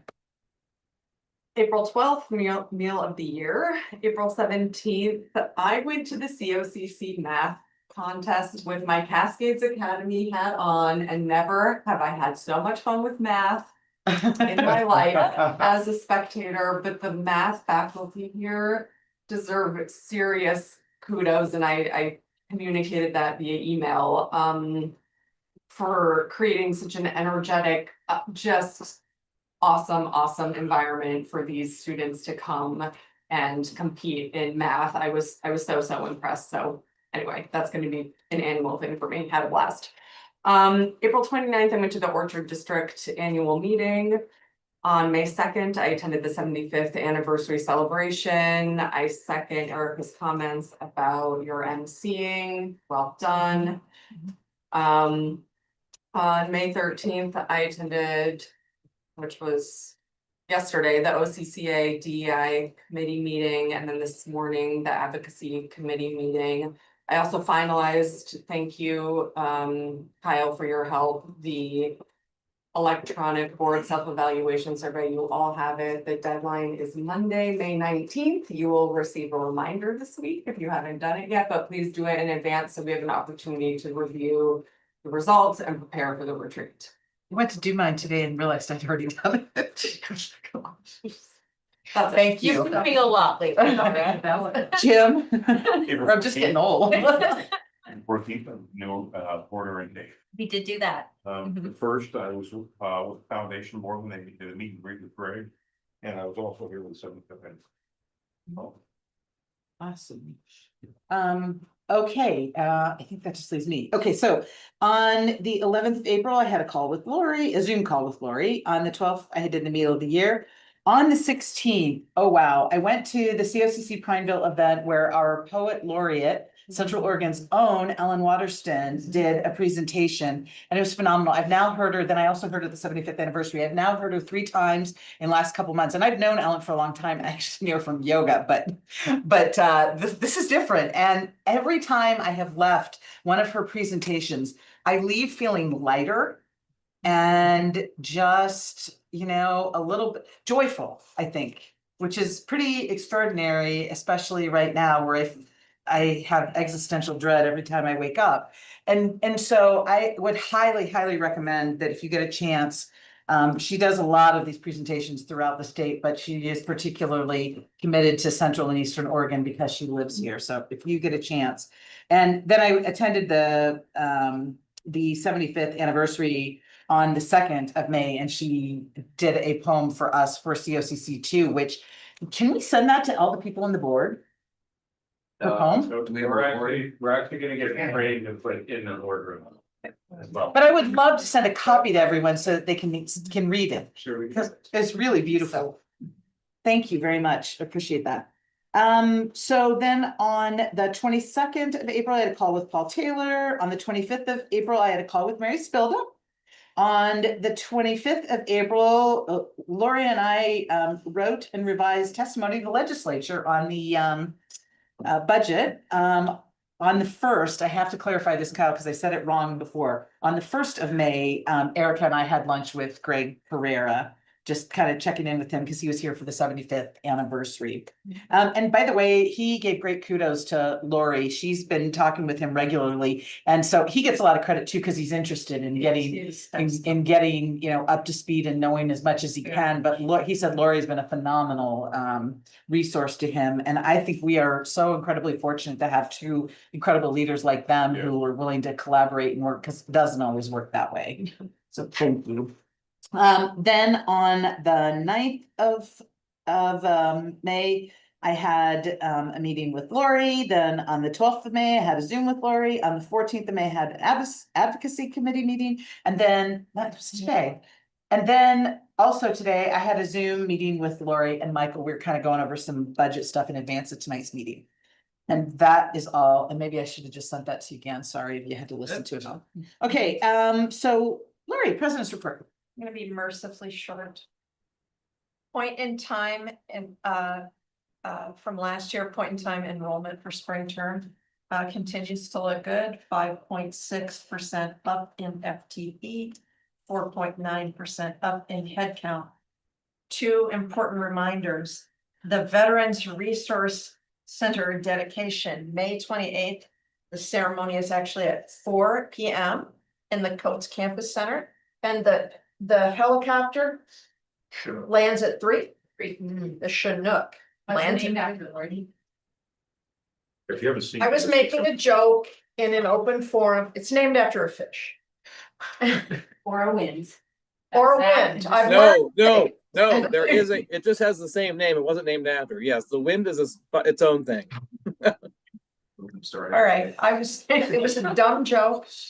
And I'm gonna stop. Oh, it always gets fun later, kids. I know, I love it. You're keeping me awake out here, so.